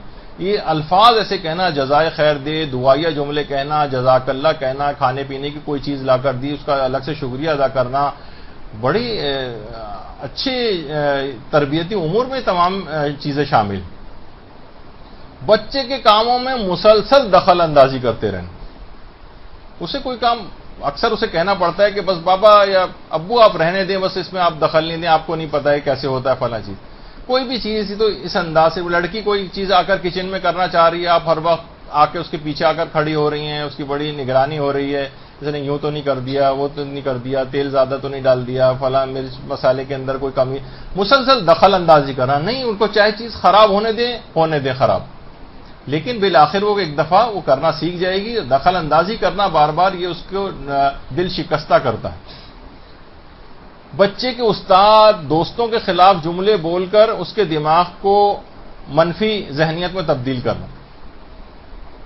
بعض اوقات آج کل یہ بھی ہو رہا ہے کہ مثلا ذرا سا بچہ کوئی شکایت کرتا ہے اسکولوں کے اندر دیکھنے میں آتا ہے والدین ان کے اساتذہ سے لڑنے کے لیے پہنچ جاتے ہیں. مدرسے کے اندر جو ہے لوگ لڑنے کے لیے آ جاتے ہیں. کوئی دیکھیں مدرسہ یا اسکول کالج وغیرہ اس کے اندر جو استاد کوئی بھی سخت بات بھی کر سکتا ہے. اس سے کیا ہوتا ہے بچے کی نگاہ میں استاد کی قدر و منزلت بالکل ایک ڈی گریڈ ہو کے رہ جاتا ہے کہ خود والدین اس کے خلاف جملے استعمال کر رہے ہیں. تو وہ آ کے روزانہ اور ان کی شکایتیں کرتا ہے. بہت سی باتیں اکثر بچے جھوٹی بھی منسوب کرتے ہیں جسے والدین سچ سمجھ جاتے ہیں. تو بہرحال اس انداز سے بچے کے دوستوں کے خلاف جملے بولنا, بچے کے جو ہے وہ استاد یا ٹیچرز وغیرہ کے خلاف بولنا یہ نہیں کرنا چاہیے. اس کے نگاہ میں ایک امیج ان لوگوں کا برقرار رہنا چاہیے جس کو شکستہ نہیں ہونا چاہیے. ورنہ کیا ہوگا کہ بچہ آئیڈیالائز کرتا ہے اپنے استاد کو, اپنے ٹیچرز کو. آپ کی بات بھی اتنی نہیں سنے گا جتنی اپنی ٹیچر کی بات سنے گا. اور ادھر اگر آپ نے اس کے خلاف جملے بولے زیادہ تو اس کے نگاہ میں اس کی بھی امیج بالکل خراب ہو جائے گی. پھر وہ ٹیچر کوئی چیز سمجھائے گی بھی تو اس کی سمجھ میں نہیں آئے گی. بچے کے سامنے والدین کا ایک دوسرے کا احترام نہ کرنا. تو پہلے کئی دفعہ بات ہو چکی, لڑتے جھگڑتے رہنا, ایک دوسرے کو برا بھلا کہنا. باپ کا اولاد کے ساتھ ضرورت سے زیادہ دوستانہ رویہ اور ہنسی مذاق کرنا جس سے باپ کا رو بھی ختم ہو جائے. یہ نہیں ہونا چاہیے. بہت سے گھروں میں یہ بھی دیکھا کہ باپ اتنے زیادہ فرینڈلی ہو گئے ہیں کہ ان کا کوئی رو بھی ختم ہو گیا ہے. بس جس طریقے سے عام وہ آج کل بہت سارے اس طرح کے ٹی وی مزاحیہ پروگرام بھی جس میں اباؤں کا نام لیا جاتا ہے اور یار ابا کا کہا جاتا ہے ان کو, یا کوئی بھی اس طرح کی بات. تو یہ سب کچھ نہیں ہونا. یہ کیا ہے کہ بری چیزیں لوگوں کے اندر پھیلائی جا رہی ہیں. اور انتہائی بری بات ہے کہ باپ کا نام لے کے ابھی تک یہ نہیں ہوا لیکن شاید کچھ دنوں میں ٹی وی ڈراموں کی بنسبت یہ چیز ہونا شروع ہو جائے گی. یا ان کو اس طرح کے جملے کہنا یار اور فلاں اور یہ اس طرح کی چیزیں. تو ضرورت سے زیادہ دوستانہ رویہ اور ہنسی مذاق یہ نہیں, ایک حد تک ہو لیکن باپ کا ایک خاص حد تک روب رہنا چاہیے بچے پر. وہ متاثر نہیں ہونا چاہیے, اتنا لینینٹ بھی نہ بنے. بہت سے والدین کہتے ہیں نہیں بھائی ہم بالکل گھر میں ریلیکسڈ ایک ماحول رکھتے ہیں. اس سے بہت جب سختی کی نوبت آتی ہے تو پھر اس کا کوئی فائدہ نہیں ہوتا, پھر آپ اس کو روک نہیں سکتے اس برائی سے. بچے سے توقع یہ کرنا کہ زیادہ تر خاموش رہے یا کونے میں بیٹھا پڑتا رہے, یہ تو بھی بات بیان ہو گئی, یہ غلطی. خریداری میں بچے کی پسند اور ناپسند کا خیال نہ کرنا, اس سے قوت فیصلہ بچے کی ہمیشہ مضبوط ہوتی. اس کو پسند چاہے آپ کو پسند نہ آ رہی ہو, بچے کو اگر پسند آ رہی ہے تو اس کو دلوا دیں. بچے سے توقع رکھنا کہ وہ والدین کے ہر حکم کی اطاعت کرے. جب میں نے منع کر دیا تھا تو پھر یہ کام کیوں کیا؟ ہر دفعہ مثلا آپ خود سوچیے کہ آپ کون سے اپنے پروردگار کی ہر وقت اطاعت کرتے ہیں, والدین روزانہ کتنی نافرمانیاں کر رہے ہیں. تو بچے سے کیسے توقع کر سکتے ہیں کہ والدین کی ہر بات کی جو ہے وہ اطاعت کرے گا اور ان کی ہر بات مانے گا؟ ممکن نہیں. بچے کو اپنے نانا نانی دادا دادی ماموں چچا خالہ پھپھی وغیرہ کے خلاف کان بھر کر اس سے ان کو دور کر دینا. دیکھیے یہ تربیت اولاد میں ان تمام افراد کا بھی بہت زیادہ رول ہے. یہ میں انشاءاللہ جو ہماری بگڑے ہوئے بچوں کے سلسلے میں گفتگو آئے گی اس کے اندر بھی یہ بات آئے گی کہ یہ جو افراد ہیں ان سے ہیلپ لینی چاہیے بچے کے سلسلے میں. ان کے ذمے کوئی ذمہ داری بھی لگانی چاہیے بچے کے سلسلے میں. اور ان کے خلاف اگر کان بھر کے آپ نے اتنے اہم ترین رشتوں, کیوں اسلام کے اندر رشتہ داریوں کا جو سسٹم ہے اس کو اتنی زیادہ اہمیت دی گئی؟ کیونکہ ہر رشتہ دار جو اس طرح کے دیکھیے کیا کرتے ہیں باہر والے کہ جیسی بچہ ذرا سا بھی بڑا ہوتا ہے اس شہر کو ہی چھوڑ کے چلے جاتا ہے جہاں اس کے رشتہ دار ہوتے ہیں تاکہ ہر طرح کی اس کو برے کام کرنے کی آزادی ملے. یہ تمام افراد جب ہر وقت سامنے رہتے ہیں یا ان کی نگاہ ہوتی ہے کہیں پہ بھی اس کو نظر آ سکتے ہیں, وہ انفلوئنس رکھتے ہیں اگر, تو بچہ بہت ساری برائیوں سے بچا رہتا ہے. اور لوگ عام طور پر اپنی کوئی خرابی اگر ہو بھی رہی ہوتی ہے نا بچے کی, تو ان سب سے چھپاتے ہیں اپنی ایک جھوٹی عزت بنانے کے لیے, چاہے بچہ کتنا خراب کیوں نہ ہو جائے, نہیں یہ بات پتہ نہ چل جائے. اچھا اب یہ بھی اس کے اندر فیکٹر ہیں کہ یہ لوگ بھی اب کیونکہ خراب ہو گئے ہیں تو یہ باتیں اور زیادہ اچھالتے ہیں, یہ سب بھی چیزیں اس کے اندر ہیں. لیکن اگر ان کو اعتماد میں لیا جائے, ان کے خلاف کان بھر کے بچے کو ان کا اثر ختم نہ کر دیا جائے, وہ ظاہر ہے اب روزانہ آپ سنتے ہیں چچا خالہ پھوپھی وغیرہ کی جو ہے وہ برائیاں مثلا گھر کے اندر بچہ سن رہا ہے تو وہ اگر سمجھانے بھی جائیں گے تو وہ کوئی فائدہ نہیں ہوگا بچے کے اوپر، بلکہ ہو سکتا ہے کہ اور برے الفاظ کہہ کے ان کو بھگا دیں وہاں سے۔ تو ان رشتوں کو بچے کی تربیت میں مضبوط کرنے کی ضرورت پیش آئے تاکہ وقت ضرورت ان سے تربیتی عمل میں مدد لی جا سکے۔ انشاءاللہ اگلی ہماری جو گفتگو ہوگی اس کا عنوان ہوگا، اس کے اندر بھی یہ بات آئے گی۔ لیکن یہ کیا کرتے ہیں، اس کے برخلاف ہوتا ہے، ان کے خلاف باتیں کر کے بچے کو دلی طور پر ان سے کراہیت، نفرت، کینہ یا دوری پیدا کروا دیتے ہیں۔ بہت بڑی غلطی۔ بچے کے ساتھ زیادہ وقت گزارنے کو بیکار، فضول یا وقت کا ضیاع سمجھنا۔ بھائی اور بہت اہم کام ہیں، مجھے اور بہت ساری جگہوں پہ جانا ہے، میٹنگز میں جانا ہے، اور بھی چیزیں ضروری ہوتی ہیں، ہر وقت تو انسان بچوں کے ساتھ نہیں رہ سکتا ہے۔ عام طور پہ لوگ اس کو بیکار اور فضول چیز سمجھتے ہیں۔ نہیں، ان کو وقت دینا، کتنی مصروفیات کیوں نہ ہو، باپ ہر وقت جو ہے وہ مشین بنا ہوا ہے کھانے کمانے کی اور جو ہے بچوں کو وقت نہیں دے پا رہا ہے، یا ماں نے کوئی اور ایکٹیویٹیز اپنی تلاش کر لی ہیں اور بچوں کو اتنا وقت ان کے ساتھ بیٹھ کے باتیں کرنے والے وقت مراد ہے۔ کم سے کم میں نے کہا تھا اگر اتنا بھی کوئی وقت نہیں دے رہا ہے تو دو چیزوں کو ضرور وہ کرے، خیال کرے، مثلا بچوں کے ساتھ ایک وقت کا ضرور کھانا کھانا اور ان کے ساتھ سونا، یا ان کے ساتھ جب تک وہ سونا جائیں ان کے پاس جا کر لیٹنا اور ان سے کچھ باتیں کرنا۔ یہ کافی حد تک مداوا کر سکتا ہے، لیکن ان سے گاہے بگاہے بات کرنا ٹی وی بند کر کے، تاکہ نا آپس میں ایک دوسرے سے انٹریکشن کا۔ ایک صاحب کہہ رہے تھے مجھ سے کہ ایک دفعہ ہمارے گھر میں لائٹ چلی گئی اور سب لوگ ہم تھے اور نہ انٹرنیٹ چل رہا تھا، نہ ٹی وی چل رہا تھا، نہ کوئی چیز تھی، تو ہم لوگ آپس میں سارے گھر والے اتنی باتیں کر رہے تھے کہ پھر ہمیں بعد میں احساس ہوا کہ ٹی وی اور یہ سب کی چیزیں چلنے سے سب لوگ اپنے ہاتھوں میں وہ لے کر ادھر ادھر بیٹھ جاتے ہیں اور سب پھر متفرق ہو جاتے ہیں۔ یہ چیزیں اگر اس لحاظ سے نہ ہو تو مل بیٹھنے کا بہت سا وقت ملے، ایک دوسرے سے ہنسی مذاق، اپنی باتیں شیئر کرنے کا وقت۔ بچہ بہت کچھ بتانا چاہتا ہے، اس کو اسکول کی پوری روداد وہ سنانا چاہتا ہے، آج کیا ہوا اسکول میں، کیا ہوا، تو یہ تمام چیزیں جو ہیں اس کو موقع ہی نہیں مل پاتا ہے، کیونکہ وہ لوگ سوچتے ہیں کہ شاید یہ بیکار اور فضول باتیں، اس میں کون وقت ضائع کرے۔ والدین کا بچے سے محبت آمیز ایسا رابطہ نہ ہونا جس کے نتیجے میں اپنے دل کی بات ہی نہ کہہ سکے۔ اس کے لیے پھر دل کی بات کہنے کے لیے اسے باہر جانا پڑتا ہے۔ جانے سے مراد یہ کہ اپنی سہیلیوں سے بات شیئر کر سکتی ہے، وہ صرف اپنے دوستوں سے وہ لڑکا بات شیئر کر سکتا ہے، اسے پتا ہے کہ یہ بات کہنے کا ابا سے شیئر کرنے کا کوئی فائدہ ہی نہیں، بلکہ ہو سکتا ہے ڈانٹ پڑ جائے مجھے۔ تو ایسا محبت آمیز رابطہ ہی نہیں کہ کچھ باتیں وہ کہہ سکے اپنے دل کی۔ یہ بہت زیادہ گھروں کے اندر یہ بھی چیز دیکھنے میں آ رہی۔ تو نتیجہ یہ کہ باہر کے افراد جب تلاش ہوتے ہیں تو خرابی کی طرف معاملہ جاتا ہے۔ بہت ساری باتیں ایسی ہیں جو اسے گھر میں بتا دینی چاہیے۔ مثلا فلاں میرا ایک دوست ہے یا سہیلی ہے، اس نے یہ مثلا بات کہی ہے، کچھ ہے، یعنی کوئی نہ کوئی باتیں اسکول کی، کالج کی، یونیورسٹی کی، اور اس طرح سے وہ شیئر کریں والدین کے ساتھ۔ اس طرح کا ایک رابطہ والدین کا محبت آمیز ہونا چاہیے۔ بچے کو اس کی دلچسپی اور صلاحیت اور شوق کی بنیاد پر فیلڈ منتخب نہ کرنے دینا، بلکہ اپنی پسندیدہ فیلڈ میں ڈلوانے کی کوشش کرنا۔ ایک حد تک دماغی طور پر ایک تو ہوتا ہے سمجھانا، گائیڈ کرنا اس کو، اور ایک ہوتا ہے نہیں دھونس زبردستی کے ساتھ تو میں یہی کرنا ہے۔ اس سے بھی خرابیاں جنم لیتی ہیں، اس سے تعلیمی جو تربیت ہے وہ نقصان اس کو پہنچتا ہے۔ یہ طریقہ کار غلط ہے۔ اس کو صلاحیت اور شوق کی بنیاد پر بھی، یا تو آپ اس کو ذرا برین واش کرتے ہوئے کسی ایسی شروع سے اس کو دماغ میں کوئی ایسا ایم ڈالیں جس کو جو آپ اس کو مثلا آپ عالم دین بنانا چاہتے ہیں۔ اچھا، اس میں کیا کرتے ہیں کہ ٹھیک ہے ابھی ذرا انٹر وغیرہ کر لے، پھر اس کو دیکھیں گے آگے کہ علم دین میں جب انٹر وغیرہ اور میٹرک اور یہ تمام اس کے اندر جب اس کو وہ جاتا ہے تو اس کی وہ اور نوجوانوں کے ساتھ، بچوں کے ساتھ اس کی ایک وہ ہوتی ہے بات چیت، وہ اپنے وہ بتا رہے ہوتے ہیں مجھے یہ بننا ہے وہ بننا ہے، تو انفلوئنس ہوتا ہے۔ پھر اس وقت آپ کہیں اب تمہیں عالم دین بننے کے لیے جانا ہے، مدرسے میں داخلہ لو، اب نہیں ہو پائے گا۔ یا تو آپ اتنا زیادہ ایسا کام کریں اسے عالم دین بچپن سے بنانے کے لیے، اس کا ایک لحاظ سے جسے کہا جائے کہ الفاظ منفی نہ ہو، اس کا برین واش کریں کہ وہ اس طور پر ہی اس کو جانا ہے، آگے بڑھنا ہے، تو دماغی طور پر قائل ہو کے اس فیلڈ کے اندر آئے تو صحیح۔ اب زور زبردستی کرتے ہیں تو اکثر یہ ہوتا ہے کہ وہ چند سال وہاں پڑھنے کے بعد پھر واپس آ جاتے ہیں، مدارس کو چھوڑ دیتے ہیں، اور پھر وہ کہیں کے بھی نہیں رہ پاتے۔ نہ دنیاوی تعلیم میں بھی وقت نکل گیا اور دینی تعلیم میں بھی تو ان کا پہلے سے ہی دل نہیں تھا، آپ نے زبردستی بھیج دیا تھا۔ تو یہ غلطیاں ہوتی ہیں۔ بچوں کو سوالات پوچھنے پر جھڑک دینا، اس کا نامناسب جواب دے کے اسے مطمئن کرنے کی کوشش کرنا۔ اب اتنا وقت نہیں، اس وجہ سے میں تیز رفتاری کے ساتھ ذرا گزروں گا۔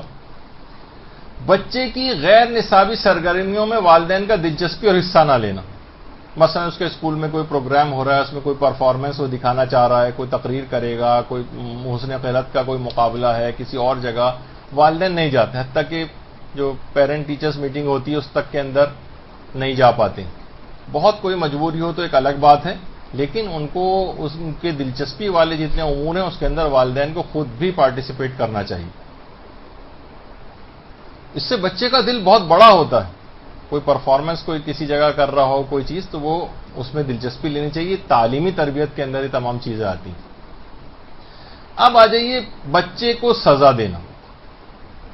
بہت سے والدین کہتے ہیں کہ بھائی بچے کو سزا دینی بھی ضروری ہو جاتی ہے کبھی.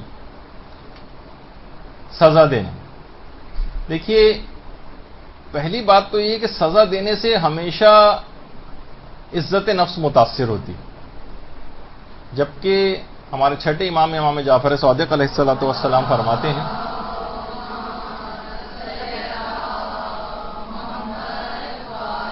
بچوں کے ساتھ حسن سلوک اور نیکی اور محبت والدین کے ساتھ محبت اور حسن سلوک کے مانند. جس طرح انسان والدین کے ساتھ محبت اور حسن سلوک کرتا ہے بچوں کے ساتھ کرے گا تو وہی ثواب رکھتا ہے. چاہے جائے گا کہ اس کو آپ مار رہے ہوں، اس کو سزائیں دے رہے ہوں، اب اس کے بڑے نقصانات آئیں گے. دیکھیے بہت زیادہ سرزنش کرنا، امام فرماتے ہیں کہ سرزنش میں زیادتی کرنا ہٹ دھرمی کی آگ کو بھڑکاتا ہے. ہٹ دھرم بنے گا وہ. سرزنش کرنا یعنی اس میں اس کو جھڑکنا، بار بار ٹوکنا اور سزائیں دینا بھی اس کے اندر شامل ہو جاتا ہے. آغا ابراہیم امینی نے اپنی کتاب آئین تربیت میں لکھا ہے کہ بچے کی توہین اور حد سے زیادہ سرزنش نہ کریں، کیونکہ توہین اور سرزنش اسے ضد پر ابھارتی. وہ اپنے آپ سے یہ کہتا ہے کہ یہ میری توہین کرتے ہیں اور مجھے ملامت کرتے ہیں، میں بھی ان کے سامنے ڈٹ جاؤں گا اور ان سے انتقام لوں گا. یہ وہ اپنے آپ سے کہتا ہے. تو ہر وقت جن والدین جو ہر وقت برا بھلا کہہ رہے ہوتے ہیں یا مار پیٹ کر رہے ہوتے ہیں تو بچے کے اندر یہ جذبات ابھر رہے ہوتے ہیں. یہ بہت بڑی غلطی ہے جو والدین اس انداز سے کرتے ہیں.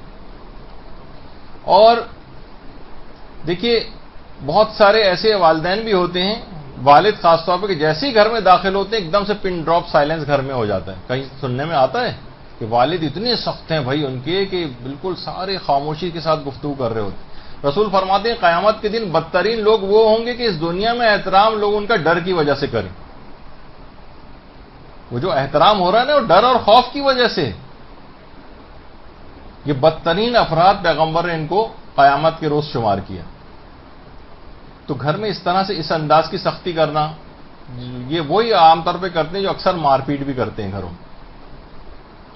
امام فرماتے ہیں حد سے زیادہ سرزنش ہٹ دھرمی کی آگ کو بھڑکاتی ہے، اور بار بار سرزنش سے اجتناب برتو، کیونکہ اس طرح سے گناہوں کی جرت ہوتی ہے اور عتاب اور سرزنش کی وقت کم ہو جاتی ہے. اور کثرت کے ساتھ سرزنش نہ کرو، کیونکہ یہ چیز کینوں کو پیدا کرنے کا سبب بنتی ہے اور دشمنی کا موجب ہوتی ہے. اور جب کسی کو سرزنش کرو تو اس سے محبت کی گنجائش بھی رکھو. یعنی تمام چیزیں کہ حد سے زیادہ سختی کرنا، اس کے اندر مار پیٹ بھی آ جاتی یا سزائیں دینا آ جاتی. اچھا امام نے یہ بھی فرمایا کہ دیکھو اپنے بیٹے کو مت مارو.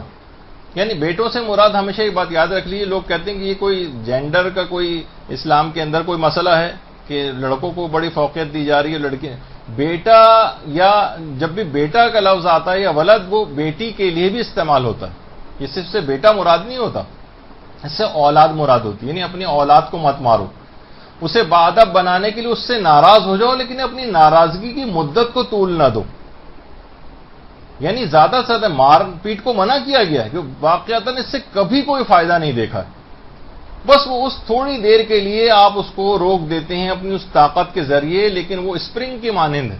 جیسے ہی وہ اسپرنگ ہٹے گا، ایک دم سے کھلے گا، جس کو آپ نے دبایا ہے اس سے کہیں زیادہ اوپر وہ جائے گا اپنی سرکشی اور بغاوت. اور ایک شخص اپنے نافرمان بیٹی کی اصلاح کے غرض سے امام موسیٰ کاظم علیہ الصلوۃ والسلام کے پاس آیا.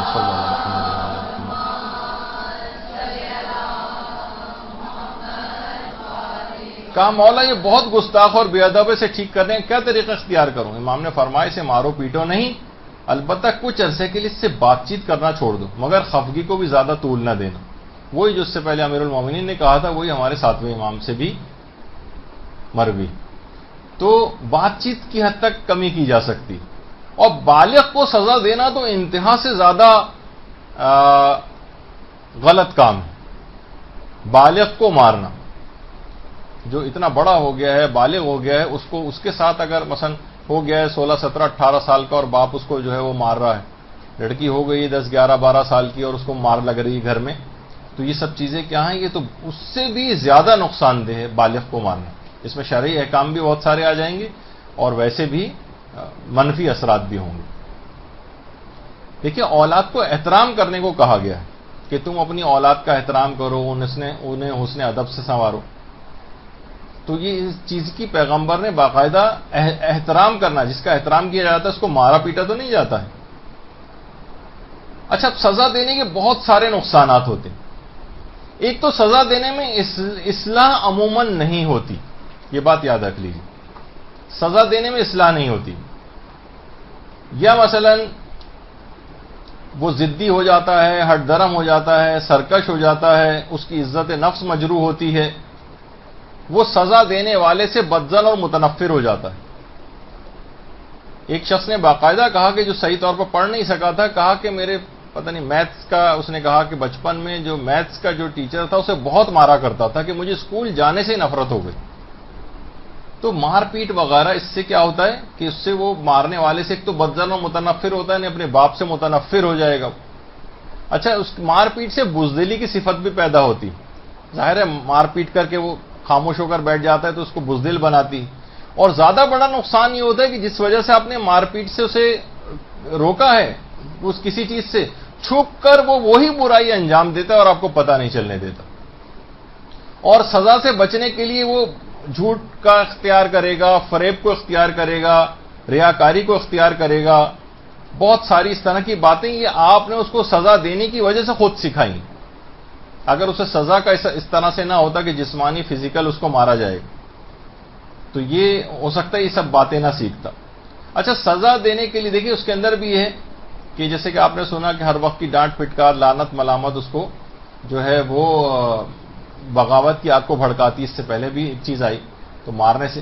سزا دینا دیکھیے کبھی ضروری بھی ہو جائے تو کچھ باتوں کا خیال رکھ کے سزا دینی چاہیے. سزا دینے کے بھی کچھ اصول ہیں. سب سے پہلی بات تو یہ کہ اس کو کبھی بھی ڈرائیں کسی چیز سے نہیں. جیسے چھوٹے بچے ہیں، آپ اٹھا کے لے آئے بکرے کا سر اور اس کو مثلا ڈرا رہے ہیں. سزا دینے کے مختلف جو طریقے آپ نے کہا کہ اب کیا ہے کہ اس کے ننھے سے دل کے اوپر وہ بہت خوف محسوس کر رہا ہے اس کا، آپ کو پتا بھی نہیں کہ کتنے اس کے اوپر جو ہے اثرات ہو رہے ہیں. ایسی کوئی چیز نہیں ہونی چاہیے. یا مثلا سزا دینے میں اس کو مارا پیٹا جا رہا ہے، اب دیت بھی واجب ہو جاتی ہے، اس کے الگ مسئلے. ولی کو جو باپ اور دادا ہوتے ہیں ان کو صرف اتنا مارنے کی بچے کو اجازت ہے کہ دیت بھی واجب نہ ہو. دیت واجب نہیں ہونی چاہیے. یہ تو جو نشان پڑے اس طرح کے، عام طور پہ تماچا مارا، چہرے پر جو مارنے سے جو سرخی آتی ہے، نیلاہٹ آتی ہے، کھال پھٹ جاتی ہے، کوئی بھی اس طرح سے، اس کی دیت دیگر جسم کے حصوں میں مارنے سے الگ ہے، زیادہ ہے، جو کہ ابھی ہمارا عنوان نہیں ہے ورنہ اس موضوع کے اوپر جو ہے وہ جانا پڑے گا. لیکن اس طرح سے بچے کو مارنا کہ اس کے چہرے کا رنگ متغیر ہو جائے، سرخ ہو جائے، نیلا پڑ جائے، کھال پھٹ جائے یا کوئی بھی اس طرح سے کوئی چیز ہو جائے تو دیت واجب. ماں کو تو بالکل بھی اجازت نہیں ہے مارنے کی، سوائے اس کے، یعنی صرف ولی کو اجازت ہے، باپ اور دادا کو، اور وہ بھی اتنا مار سکتا ہے کہ دیت واجب نہ ہو. یا اگر مثلا کوئی ٹیوشن ٹیچر ہے، ٹیوٹر ہے، اسکول کا کوئی ہے اور بچہ بغیر مارے جو ہے وہ سمجھ نہیں رہا ہے تو ولی کی اجازت سے بچے کی مصلحت میں فقط 3 ضرب اس کو لگا سکتے ہیں کہ اس کے دیت بھی واجب نہ ہو. لوگ کہتے ہیں بھائی اتنی ہلکے پھلکے مارنے سے تو کیا ہوگا، یہ تو وہ طوفان نوح کی طرح، جب طوفان نوح آ رہا تھا ہلکی ہلکی فوار پڑ رہی تھی اور حضرت نوح کہہ رہے تھے کہ دیکھو طوفان آنے والے لوگوں نے کہا اگر یہ طوفان عذاب یہی ہے تو روزانہ ایسا عذاب آیا کرے تو بہت اچھی ہلکی ہلکی فوار پڑ رہی ہے. اور جس طرح، اور اس کے بعد پھر جب پانی ابلنا شروع ہوا تھا تندور سے اور اس کے بعد پھر پوری دنیا غرق ہونے لگی، پھر ان کو سمجھ میں آیا تو اگر اتنا ہلکا ماریں گے اس کو تو آغا سیستانی نے بھی اپنے استفتاح میں بھی لکھا کہ صرف 3 ضربیں اس طرح سے اس کو مار سکتے ہیں کہ دیت واجب نہ ہو اور مارنے میں بچے کی مصلحت بھی ہونی چاہیے اور وہ دیگر افراد بھی ولی کی اجازت سے ماریں. لیکن آپ نے دیکھا کہ اتنا ہلکا پھلکا ہے کہ شاید وہ بچے کو ہنسی زیادہ آئے بجائے کہ رونے وغیرہ کے اتنا ہلکے مارنے کی صرف اجازت جو ہے اس میں ملتی. تو یہ نہ ہو، سب کے سامنے سزا نہ دیں. سزا کا ایک اصول، اگر آپ نے سب بچوں کے سامنے اس کو سزا دی، اس کی عزت نفس بہت زیادہ مجروح ہوگی اور اس سے بھی زیادہ وہ گناہگار اور مجرم بنے گا. ایک جگہ کوئی مذاکرہ میں ٹی وی پہ سن رہا تھا تو اس میں ایک نفسیات دان بیٹھے ہوئے تھے، وہ یہی کہہ رہے تھے کہ جتنے بھی یہ بڑے بڑے جرائم پیشہ افراد اور ظالم ہوتے ہیں، بچپن کے زمانے میں ان کی عزت نفس بہت زیادہ مجروح ہوتی. گھر میں مارا پیٹا جا رہا ہوتا ہے. اکثر آپ سنتے ہیں نا کہ میں گھر سے فرار ہو گیا تھا اور یوں ہو گیا تھا، وہ اسی وجہ سے. تو یہ گھر میں بہت زیادہ حد تک آمیز سلوک ہوتا ہے. پھر وہ جیلوں میں جاتے ہیں، اس سے بھی زیادہ حد تک آمیز سلوک ہوتا ہے. تو بڑے فل ٹائم زبردست قسم کے ٹیررسٹ بن کے نکلتے ہیں ان تمام جگہوں سے. تو سب کے سامنے سزا دینا، اس کی عزت نفس مجروح ہوتی ہے. سب کے سامنے اگر ماریں گے تو بہت بچے کے اوپر برا اثر پڑے گا. کیونکہ دیکھیے تنہائی میں نصیحت کرنے سے یا مارنے سے اصلاح ممکن ہے، لیکن سر عام اگر آپ کسی کو نصیحت کریں سب کے سامنے سے، مساجد میں ہوتا ہے. ایک کوئی صاحب اگر کوئی غلطی کر رہے ہوتے ہیں تو اتنی زور زور سے بول کے لوگ ان کی غلطی کی طرف متوجہ کرتے ہیں کہ تمام مسجد کے نمازی مڑ مڑ کے دیکھنے لگتے ہیں. اور وہ بیچارہ آدمی نا شرمندہ ہو جاتا ہے کہ مجھ سے کیا ایسی غلطی. ہر آدمی سوچتا ہے اچھا ان کو شاید نماز صحیح پڑھنی نہیں آتی. پھر نتیجہ یہ کہ وہ آپس میں تلخ کلامی ہونے لگتی. تو تنہائی میں ایک دفعہ کونے میں لے جا کر کسی جگہ اس طرح سے وہ کریں اور سب کے سامنے نہ سزا دیں اور نہ نصیحت کریں. غصے میں سزا نہ دیں. غصے میں اگر آپ سزا دیں گے تو آپ اپنی بھڑاس نکالیں گے. دیکھیے غصہ کہا جاتا ہے ایک آگ ہے جو دلوں میں لگ جاتی ہے. یہ سب اس آنکھیں سرخ ہوتی ہیں، گردن کی رگیں پھول جاتی ہیں. خود پیغمبر نے جملے ارشاد فرمائے کہ اس طرح سے یہ رگوں پہ کے اندر شیطان جو ایک لحاظ سے گھوم رہا ہوتا ہے. تو غصے میں اگر آپ کوئی سزا دیں گے تو آپ تجاوز کر جائیں گے، دیت واجب ہوگی، گناہ گار ہو جائیں گے، آپ شرعی احکام کی خلاف ورزی کر جائیں گے. تو غصے میں سزا نہیں ہونی چاہیے. اور جو ہر وقت یہ لڑتا جھگڑتا گھر کے اندر رہتا ہے، جب ہی کہا جاتا ہے کہ یہ بہت مشکل ہے کہ گھر میں یہ خوف خدا قائم رکھ سکے. کیونکہ غصے میں آدمی ظاہر ہے جب لڑتا جھگڑتا ہے غصے میں ہوتا ہے. جب غصے میں ہوتا ہے تو پھر خوف خدا قائم نہیں رکھ سکتا. پھر وہ شرعی احکام کی خلاف ورزی لازمی کر جائے گا. تو غصے میں سزا نہ ہو. سزا دینے میں مبالغہ آ رہا ہے اور جھوٹ کا سہارا نہ لے. اس کی بات کو بڑھا چڑھا کر وہ کرنا. چھوٹے سا مثلا اس نے غلطی کی، آپ نے اس کو بہت زیادہ بڑھا چڑھا کر پھر اس کو سہارا لے کے مار رہے ہیں اس کو. یہ نہیں ہونا چاہیے. ایسی دھمکیاں نہ دیں جس پر عمل نہ ہو سکے. جیسے میرے جاننے والے ہیں، وہ ہمیشہ سے بچپن سے جن کے بچے چھوٹے چھوٹے تھے اب سب جوان ہو گئے، ہمیشہ سے دھمکی دیتے آ رہے ہیں کہ تمہاری ٹانگیں توڑ دوں گا. تو میں نے ایک دفعہ کہا تھا آپ کے والد نے آج تک ایک کی بھی ٹانگ نہیں توڑی. تو مقصد کہنے کا ایسی دھمکیاں سے پتہ ہے کہ یہ کچھ ہونا ہی نہیں ہے جو اس قسم کی دھمکیاں دے رہے ہیں. تو ایسی دھمکیاں دینے سے کوئی فائدہ نہیں ہے سزا میں بھی کہ جس پہ عمل درآمد نہ ہو سکے. بچے کی غلطی اور اس کے نقائص بتا کر سزا دیں. ابھی سزائیں کون سی وہ بھی میں آگے چل کر بتاتا ہوں، لیکن اس کے بتائیں کہ کیوں سزا دی جا رہی. اسے پوری چارج شیٹ اس کے سامنے پیش کریں. دیکھو کتنی دفعہ تم کو بات سمجھائی گئی تھی، پھر تم نے والی، یعنی پورے اس کو بتائیں کہ غلطی کیا ہے، نقائص کیا ہے. پھر اس کے بعد، اور اس دوران آپ کا اپنا ذاتی غصہ بھی کم ہو جائے گا. سزا کو ہمیشہ آخری حربے کے طور پر استعمال کریں جب ساری چیزیں فیل ہو جائیں. زبانی کلامی بھی سمجھا کے دیکھ لیا، رشتہ داروں اور دوست احباب کی جو ہے مدد لے کے بھی دیکھ لیا، کسی سے انفلوئنس بھی کروا کر دیکھ لیا، دوستوں سے بھی مدد لے کر دیکھ لی، لیکن وہ چیز سمجھ میں نہیں آ رہی. اس کو وہ غلطیوں پہ غلطیاں یا وہ گناہ کرتا چلا جا رہا ہے. سزا کو بالکل آخری حربے کے طور پر استعمال کرنا. اور دیکھیے جب یہ کہ محبت اور شفقت یہ ہمیشہ فرزند کو نیک کردار بنانے میں مددگار ہوتی. سزا دینے سے ہمیشہ وہ دور ہو جاتا ہے نیک کردار بننے سے. نیک کردار اس کے اندر نہیں آ پائے گا. تو یہ بہت ضروری ہے. جب یہ اولاد کے بہت زیادہ احترام کرنا، اس کو اچھی تربیت دینا، اس کا الگ سے بہت زیادہ تذکرہ ہے کہ بچے کو ایک سزا دینے میں تو اس کی عزت نفس مجروح ہو رہی، لیکن احترام میں وہ اچھا ہوتا جا رہا ہے، اس کے اوپر اچھے اثرات ہوتے ہیں. وہ آپ کی ایکسپیکٹیشن میں پورا اترنے کی کوشش کرے گا. سزا کے بجائے غلطی کا سبب تلاش کر کے اس کا ازالہ کریں.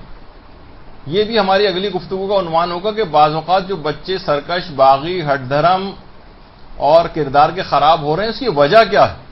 بعض اوقات آپ وہی جسے کہا جاتا ہے نا کہ کنویں میں سے ڈول پہ ڈول نکالے چلے جا رہے ہیں، لیکن مرا ہوا کتا اس کے اندر ویسے ہی پڑا ہوا ہے. کتنے بھی ڈول پانی نکل، کنواں پاک کیسے ہوگا؟ پہلے تو اس نجاست کو تو نکالتے ہیں اس کے اندر سے. تو ہم کیا کرتے ہیں کہ وہ چیز وہیں کی وہیں موجود رہتی ہے، وہ غلطی، اور بس سزا دے رہے ہیں اس کو. تو یہ کاسمیٹک ٹائپ کے جو ہوتے ہیں اس سے اور زیادہ نقصان ہوتا ہے چیزیں. سزا دینے کے بجائے اس کی غلطی کا سبب تلاش کریں کہ اس کا سبب کیا ہے، غور و فکر کریں، اس کے بعد پھر اس کا ازالہ کریں تو ہو سکتا ہے وہ بات ہی ختم ہو جائے. اس پہ سزا دینی، سزا ضروری نہیں ہے کہ جسمانی. ہم سزا دینے کے معنی فقط یہ سمجھتے ہیں مار پیٹ. دیکھیے سزا جو ہے زبانی بھی ہو سکتی، سزا صرف ایک سخت نگاہ بھی ہو سکتی، سزا کچھ وقت کے لیے بات چیت بند کرنا بھی ہو سکتی ہے، لیکن اس کا دورانیہ زیادہ طویل نہیں ہونا چاہیے. وہ جو امام نے بھی کہا مشکل سے 1-2 روز تک بچے کو یہ ہو کہ ہاں ابا نے دیکھی مجھ سے بات چیت بند کر رکھی ہے. وہ اس سے بھی زیادہ افیکٹو طریقہ ہے مارنے سے. تو بہت نقصانات ہیں، لیکن بچے کو بہت گلٹی ہوگا اندر اندر کہ باپ نے مجھ سے بات بند کر رکھی، ماں نے مجھ سے بات بند کر دی. اس کو استعمال کرنا چاہیے. ضروری نہیں کہ یا مثلا اس سزا میں یہ ہو سکتا ہے بچے کا جیب خرچ بند کر دیں. 3 دن کے لیے اس کا آپ نے جیب خرچ بند کر دیا. اب ظاہر ہے وہ جا رہا ہے اسکول، سب بچے کھا رہے ہیں اس کو، تو اس کو احساس ہوگا کہ ہاں یہ واقعی آئندہ سے اگر میں نے پھر کیا تو دوبارہ یہ سزا مل سکتی ہے. تو وہ کوشش کرے گا کہ اس غلطی کو نہ دہرائے. کسی جگہ لے جانا ہے، مثلا پارک لے جانا ہے، کسی اور جگہ لے جانا ہے، کوئی ایسی اچھی ایکٹیویٹی کو کوئی چیز ہے، سزا کے طور پر اس کو ساتھ نہیں لے جائیں گے. مار پیٹ نہیں کر رہے آپ. ہو سکتا ہے اس وقت بچہ معافی تلافی کر لے تو ٹھیک ہے، پھر اس کو ساتھ لے جائیں یقین دہانی کرانے پر. لیکن یہ بھی ایک افیکٹو طریقہ کار ہو سکتا ہے. یہ ہر شخص اپنے حالات کے مطابق دیکھے. میں تو چند ایک مثالیں صرف جو ہے وہ دے سکتا ہوں. سزا دینے کے لیے یہ بات یاد رکھنے کہ کسی اور کو معین نہ کریں، خود سزا دیں. مثلا یہ بچے کے بڑے بھائی کی ذمہ داری نہ لگائیں، یہ اگر یہ کرے گا نا تو اس کو پکڑ کے مارنا، نہیں، یہ غلط ہے. کسی اور کی ذمہ داری نہ لگائیں. سزا دینی ہو تو ولی خود سزا دے. کسی اور کو ذمہ داری، بڑی بہن کی ذمہ داری لگا دے کہ تم مار لگا دینا اس کی، نہیں، یہ نہ کرے. یہ غلط طریقہ سزا دینے. ہر غلطی پر فوراً سزا نہ ہو. ہر غلطی بس ادھر غلطی کی ادھر سزا، ادھر غلطی کی ایک تھپڑ رسید ہو گیا اس کو، نہیں، یہ اس سے ہمیشہ خرابی کی طرف معاملہ جائے گا.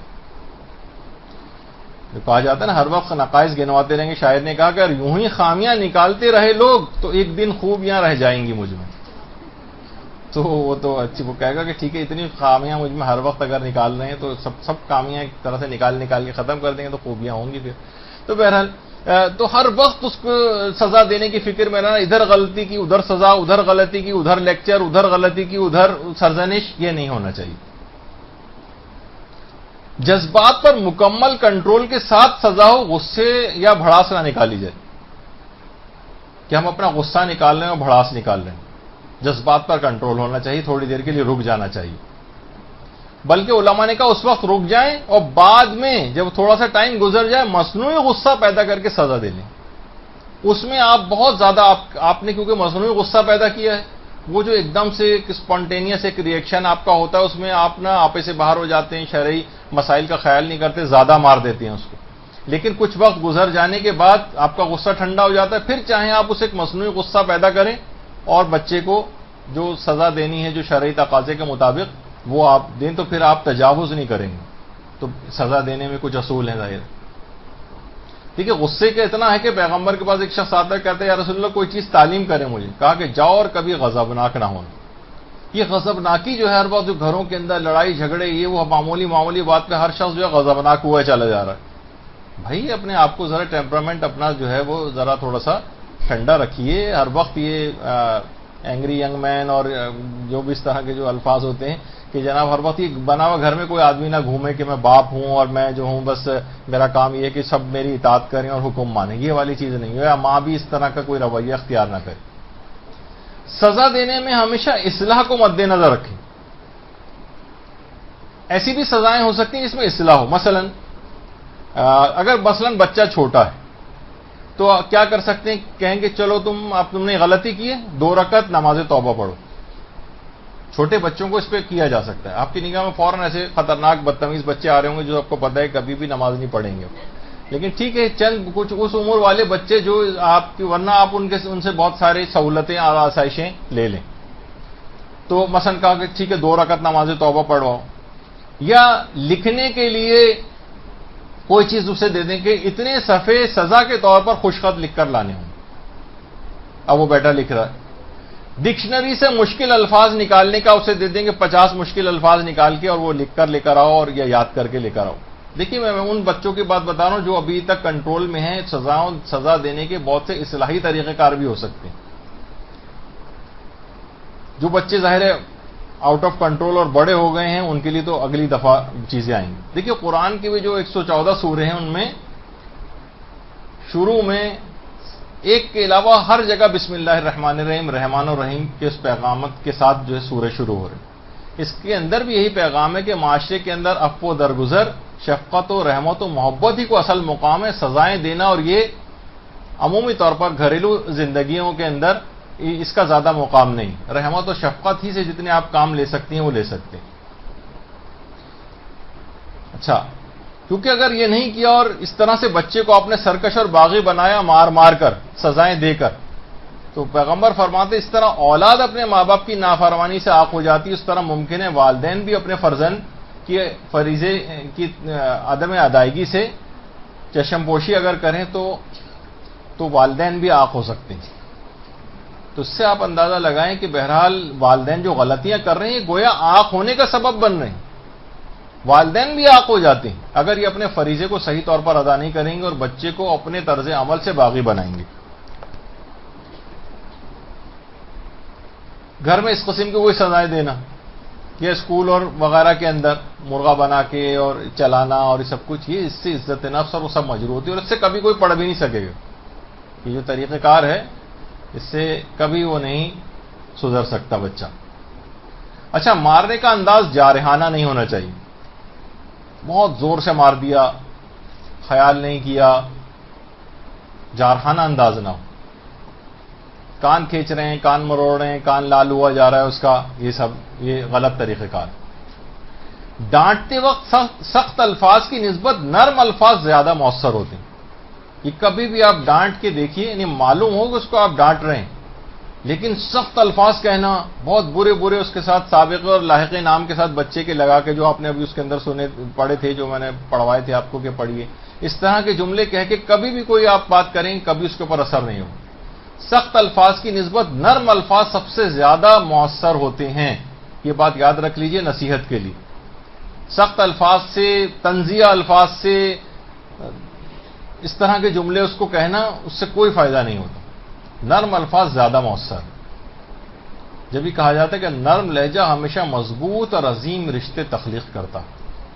نرم جملے, نرم الفاظ, یہ سب کہنا سے رشتے بھی آپس میں بہت مضبوط ہوتے ہیں. آپ کے بہت سارے ایسے ہوتے ہیں رشتے کہ آپ ایک دوسرے کا طنز بھی کر سکتے ہیں, ایک ترش جملہ بھی کہہ سکتے ہیں کہ میں نے بھی اسے ایسا جواب دیا کہ وہ بھی خوب تل ملا رہی ہوگی. اس سے کیا ہے, رشتے ہمیشہ کمزور پڑیں گے. آپ برداشت کر جائیں, نرم رویہ رکھیں, کچھ ہی عرصے میں وہ آپ کی گرویدہ ہو جائے گی اخلاق کی. کوئی بھی شخص اس طرح سے, واقعی حقیقت ہے کہ تالی دو ہاتھ سے بجتی ہے, دونوں طرف سے اس انداز سے ہوتا ہے تو وہ دوسرے کو بھی پھر آپ کے لیے الفاظ اور جملے کہنے کا موقع ملتا ہے. نرم لہجہ یہ ہمیشہ اچھے مضبوط رشتے تخلیق کرتا ہے. اچھا, اب اتنا وقت نہیں ہے اس وجہ سے آگے بڑھ تو ہر وقت طنز و تانے اس کے بچے کو جو ہے وہ اگر پڑھتے رہیں, ہر وقت تیروں کی برسات ہوتا رہے, ہر وقت اس کا کلیجہ آپ کے الفاظوں سے چھلنی ہوتا رہے, اس کا دل خراب ہوتا چلا جائے گا, یہ نوجوان بگڑتا چلا جائے گا. اس کا کوئی فائدہ نہیں ہے. تربیتی امور میں بہت بڑی بڑی غلطیاں ہیں. اس انداز سے بچے کو برا بھلا کہنا اور اس پہ روب رکھنا. نیک کاموں کے ذریعے بدکاروں کی اصلاح کرو اور خوبصورت باتوں سے انہیں نیکی کی راہ دکھاؤ. سخت باتیں کہہ کے نہیں, خوبصورت اچھی اور بھلائی کی باتیں ان سے کر کے, نرم لہجے کے ساتھ گفتگو کر کے نیکی کی راہ دکھائی جا سکتی. یہ امیر المومنین فرماتے ہیں. اللہم صلی اللہ علیہ وسلم.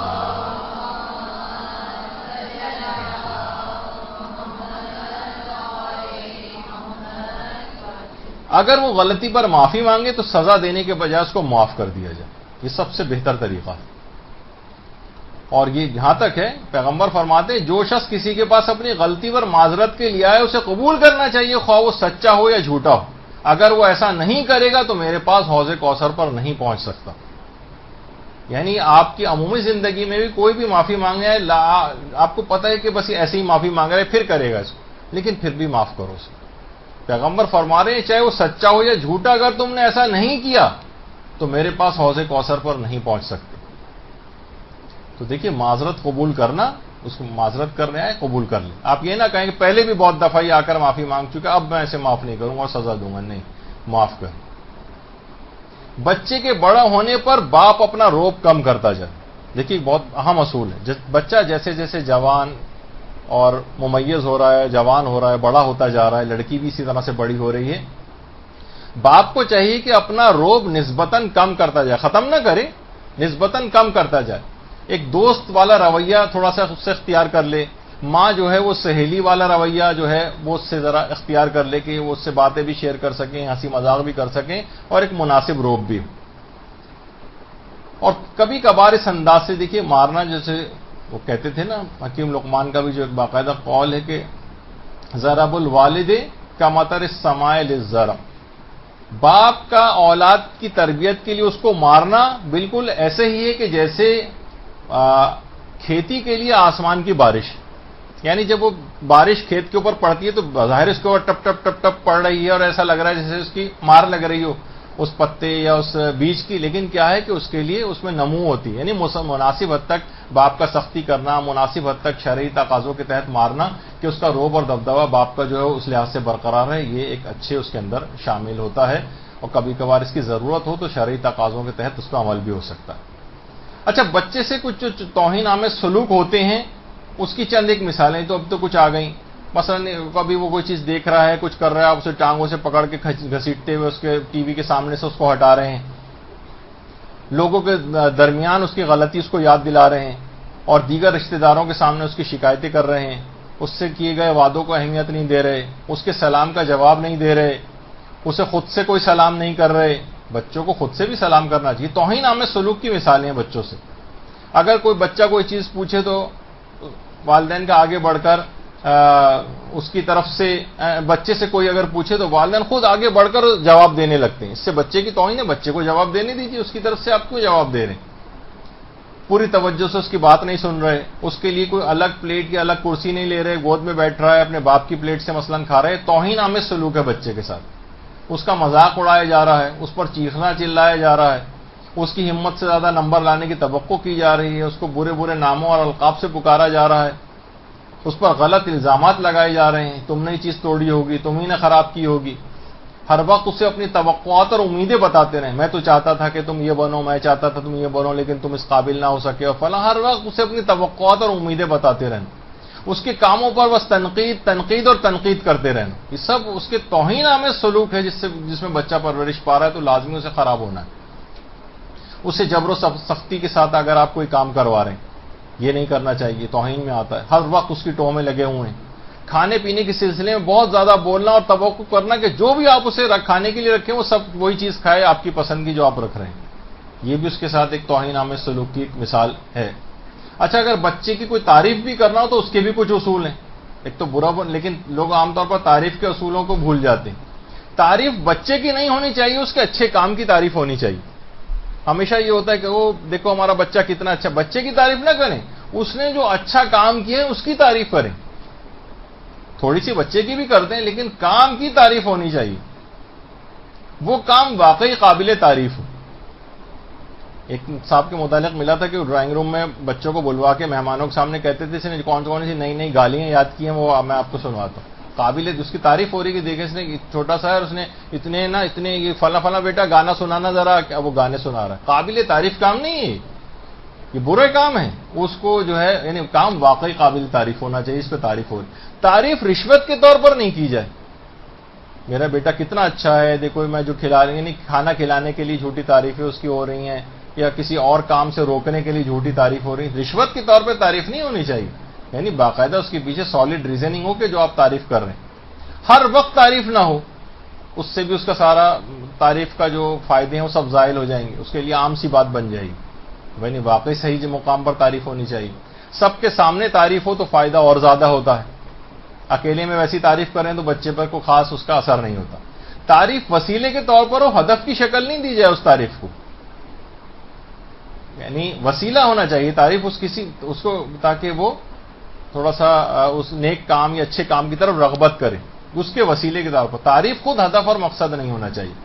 اچھا اب دیکھیے، بہت ساری چیزیں بچوں کو ہر قسم کے نقصان سے بچانا ہوتا ہے. جسمانی نقصان تو ہیں ہی اپنی جگہ، بچے کو نقصان سے بچانا ہے، جس سے یہ جب بھی اس طرح کی چیزیں اس کو ضرور کہ کہیں ایسا نہ ہو کہ نقصان پہنچ جائے، کہیں کرنٹ میں ہاتھ دے لے وہ. اسی طرح سے اس کی روح کی حفاظت بھی بہت ضروری ہے، روح کی حفاظت. اسی وجہ سے ہماری ساری تر توجہات جسم کے اوپر بچے کی مرکوز رہتی ہیں، اس کی بیماریوں سے بچانا، اس کو اچھا رکھنا. جبکہ امیر المومنین کیا فرماتے ہیں؟ اللہم صلی علی محمد وعلی آل محمد.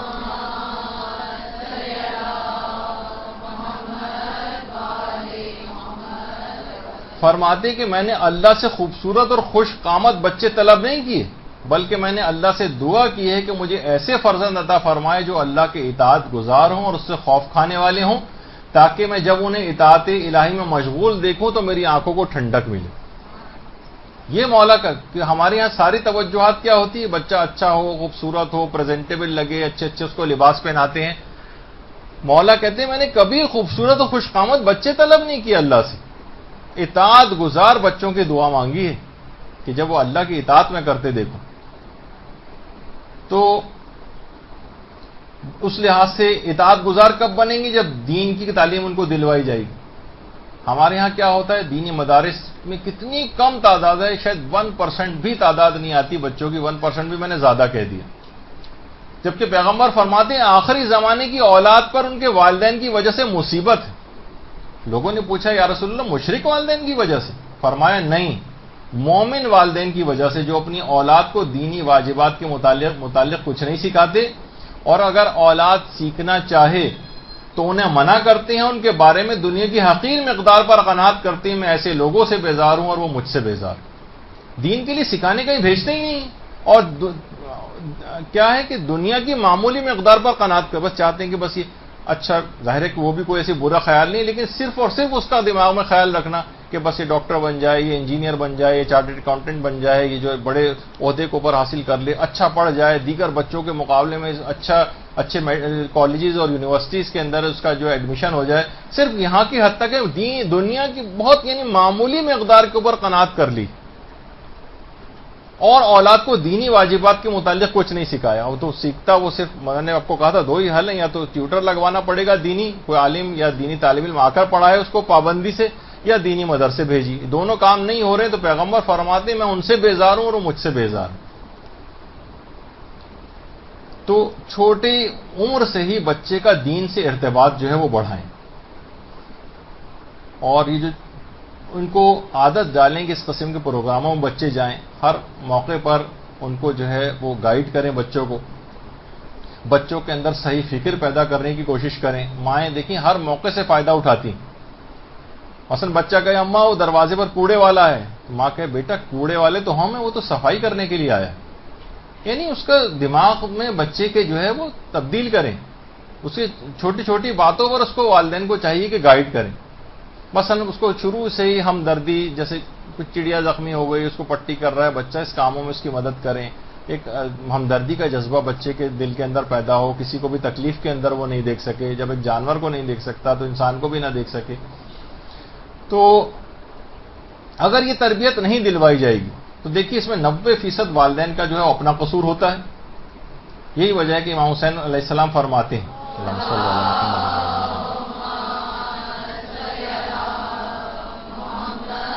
اور وہی جو قرآن کی آیات بھی ہیں کہ اصل میں جتنی مصیبتیں تم پر آتی ہیں تمہارے اپنے کیا دھرا ہوتی، اب تمہارے اپنے کاموں کا کیا دھرا ہوتی.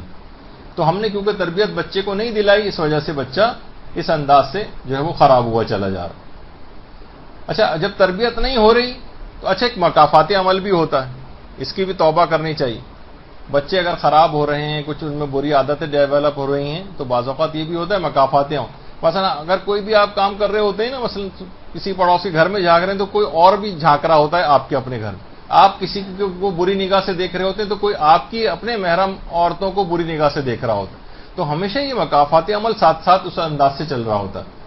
تو ترکیبیں سوچیں باقاعدہ کہ مثلا اولاد ہے یہ ان تمام برائیوں سے کیسے بچے گی، اولاد کو نمازی کیسے بنائیں.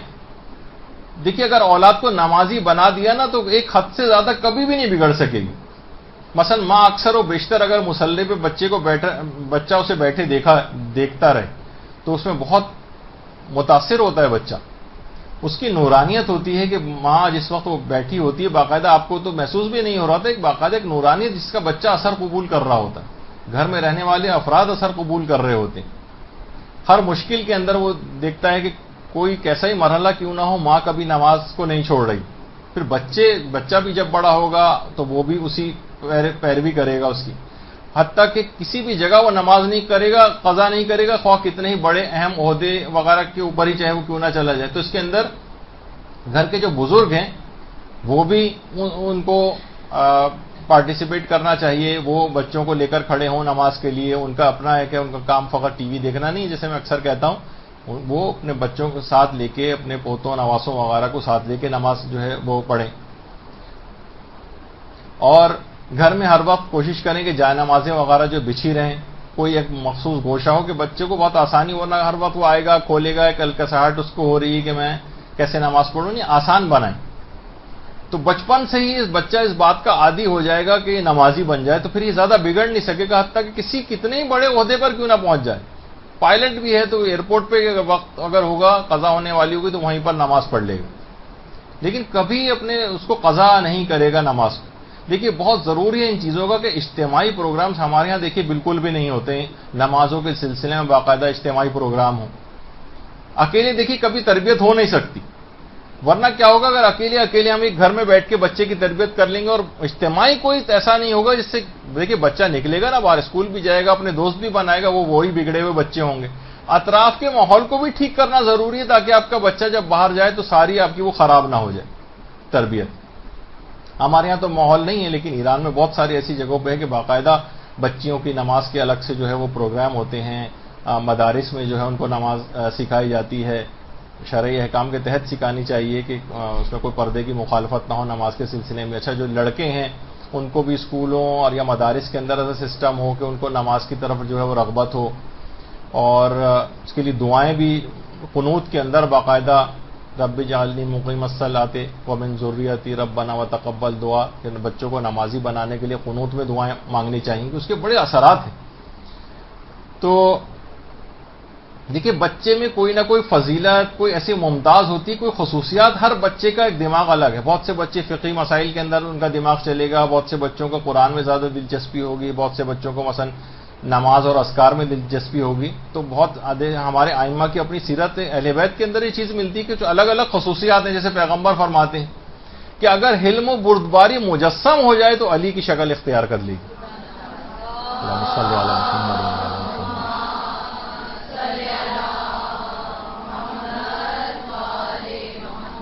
اور اگر خوبی اور نیکی مجسم ہو جائے تو فاطمہ کی شکل اختیار کر لے گی.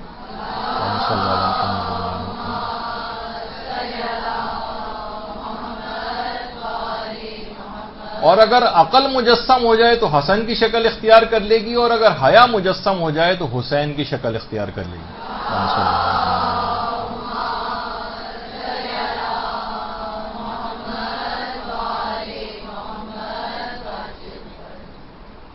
تو کوئی نہ کوئی ایسی خصوصیت آپ کو بچے کے اندر ڈیولپ کرنا ہے کہ جو اس کو ایک ممتاز کر دے. کوئی ایک خصوصیت کسی بچے کا آپ کو دیکھنے کے نہیں اس کا اخلاق بہت اچھا ہے تو اس کے اخلاق میں اور ترقی دینے کی کوشش کریں. جس کا جیسا دینی رجحان ہو. بہت سے بچے نا ٹھیک ہے پڑھائی یا دینی پڑھائی میں اتنا آگے نہیں جائیں گے، لیکن وہ خدمت خلق وغیرہ کا ان میں جذبہ ہے، اس کو اس میں آگے بڑھنے دیں، اس میں اس طرح سے ممتاز کریں. اور بس اس کے اندر دو چیزیں اور اس کے اندر رہ گئی ہیں کہ بچے کو ظاہر ہے کہ بچہ صحت مند ہوگا تو ہی کہیں جا کر وہ اچھا کوئی دینی اور دنیا کے اعتبار سے فائدہ مند بنے گا. اس ایسے بچوں کو نظر بھی لگتی ہے. تو آیت اللہ بہجت نے کچھ اعمال بتائے ہیں جو کہ مختلف ہماری پوسٹ کے اندر بھی ہیں کہ مثلا کوئی بھی شخص جب ان سے پوچھا گیا کہ کوئی شخص نظر بد کا شکار رہتا ہو یا اس پہ کوئی جادو وغیرہ کیا ہو تو اس کا توڑ کیسے کرے.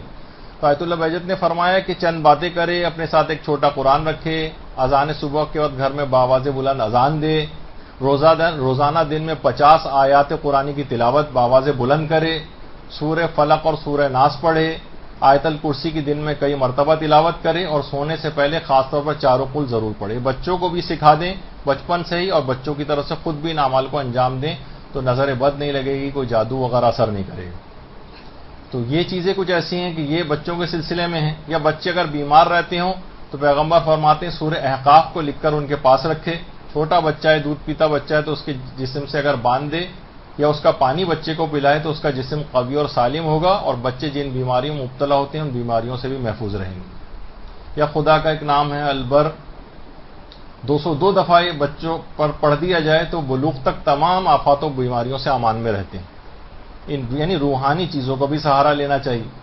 اسی طریقے سے امام صادق فرماتے ہیں جو سورہ عنکبوت کو لکھ کر دھو کر اس کا پانی پیے تو اللہ کے حکم سے ہر قسم کے امراض اور مشکلات اس کی دور ہو جائیں گی۔ اسی طرح سے سورہ جاسیہ جو دوسرے نمبر کا پوائنٹ ہے، جو اس سورے کو لکھ کر پیدا ہونے والے بچے کے باندھے گا تو امام صادق فرماتے ہیں بچہ حکم خدا سے تمام آفات سے بھی محفوظ رہے گا، یعنی بیماریاں بھی اس کے اندر آ گئیں اس سے بھی محفوظ رہے گا۔ سورہ جاسیہ۔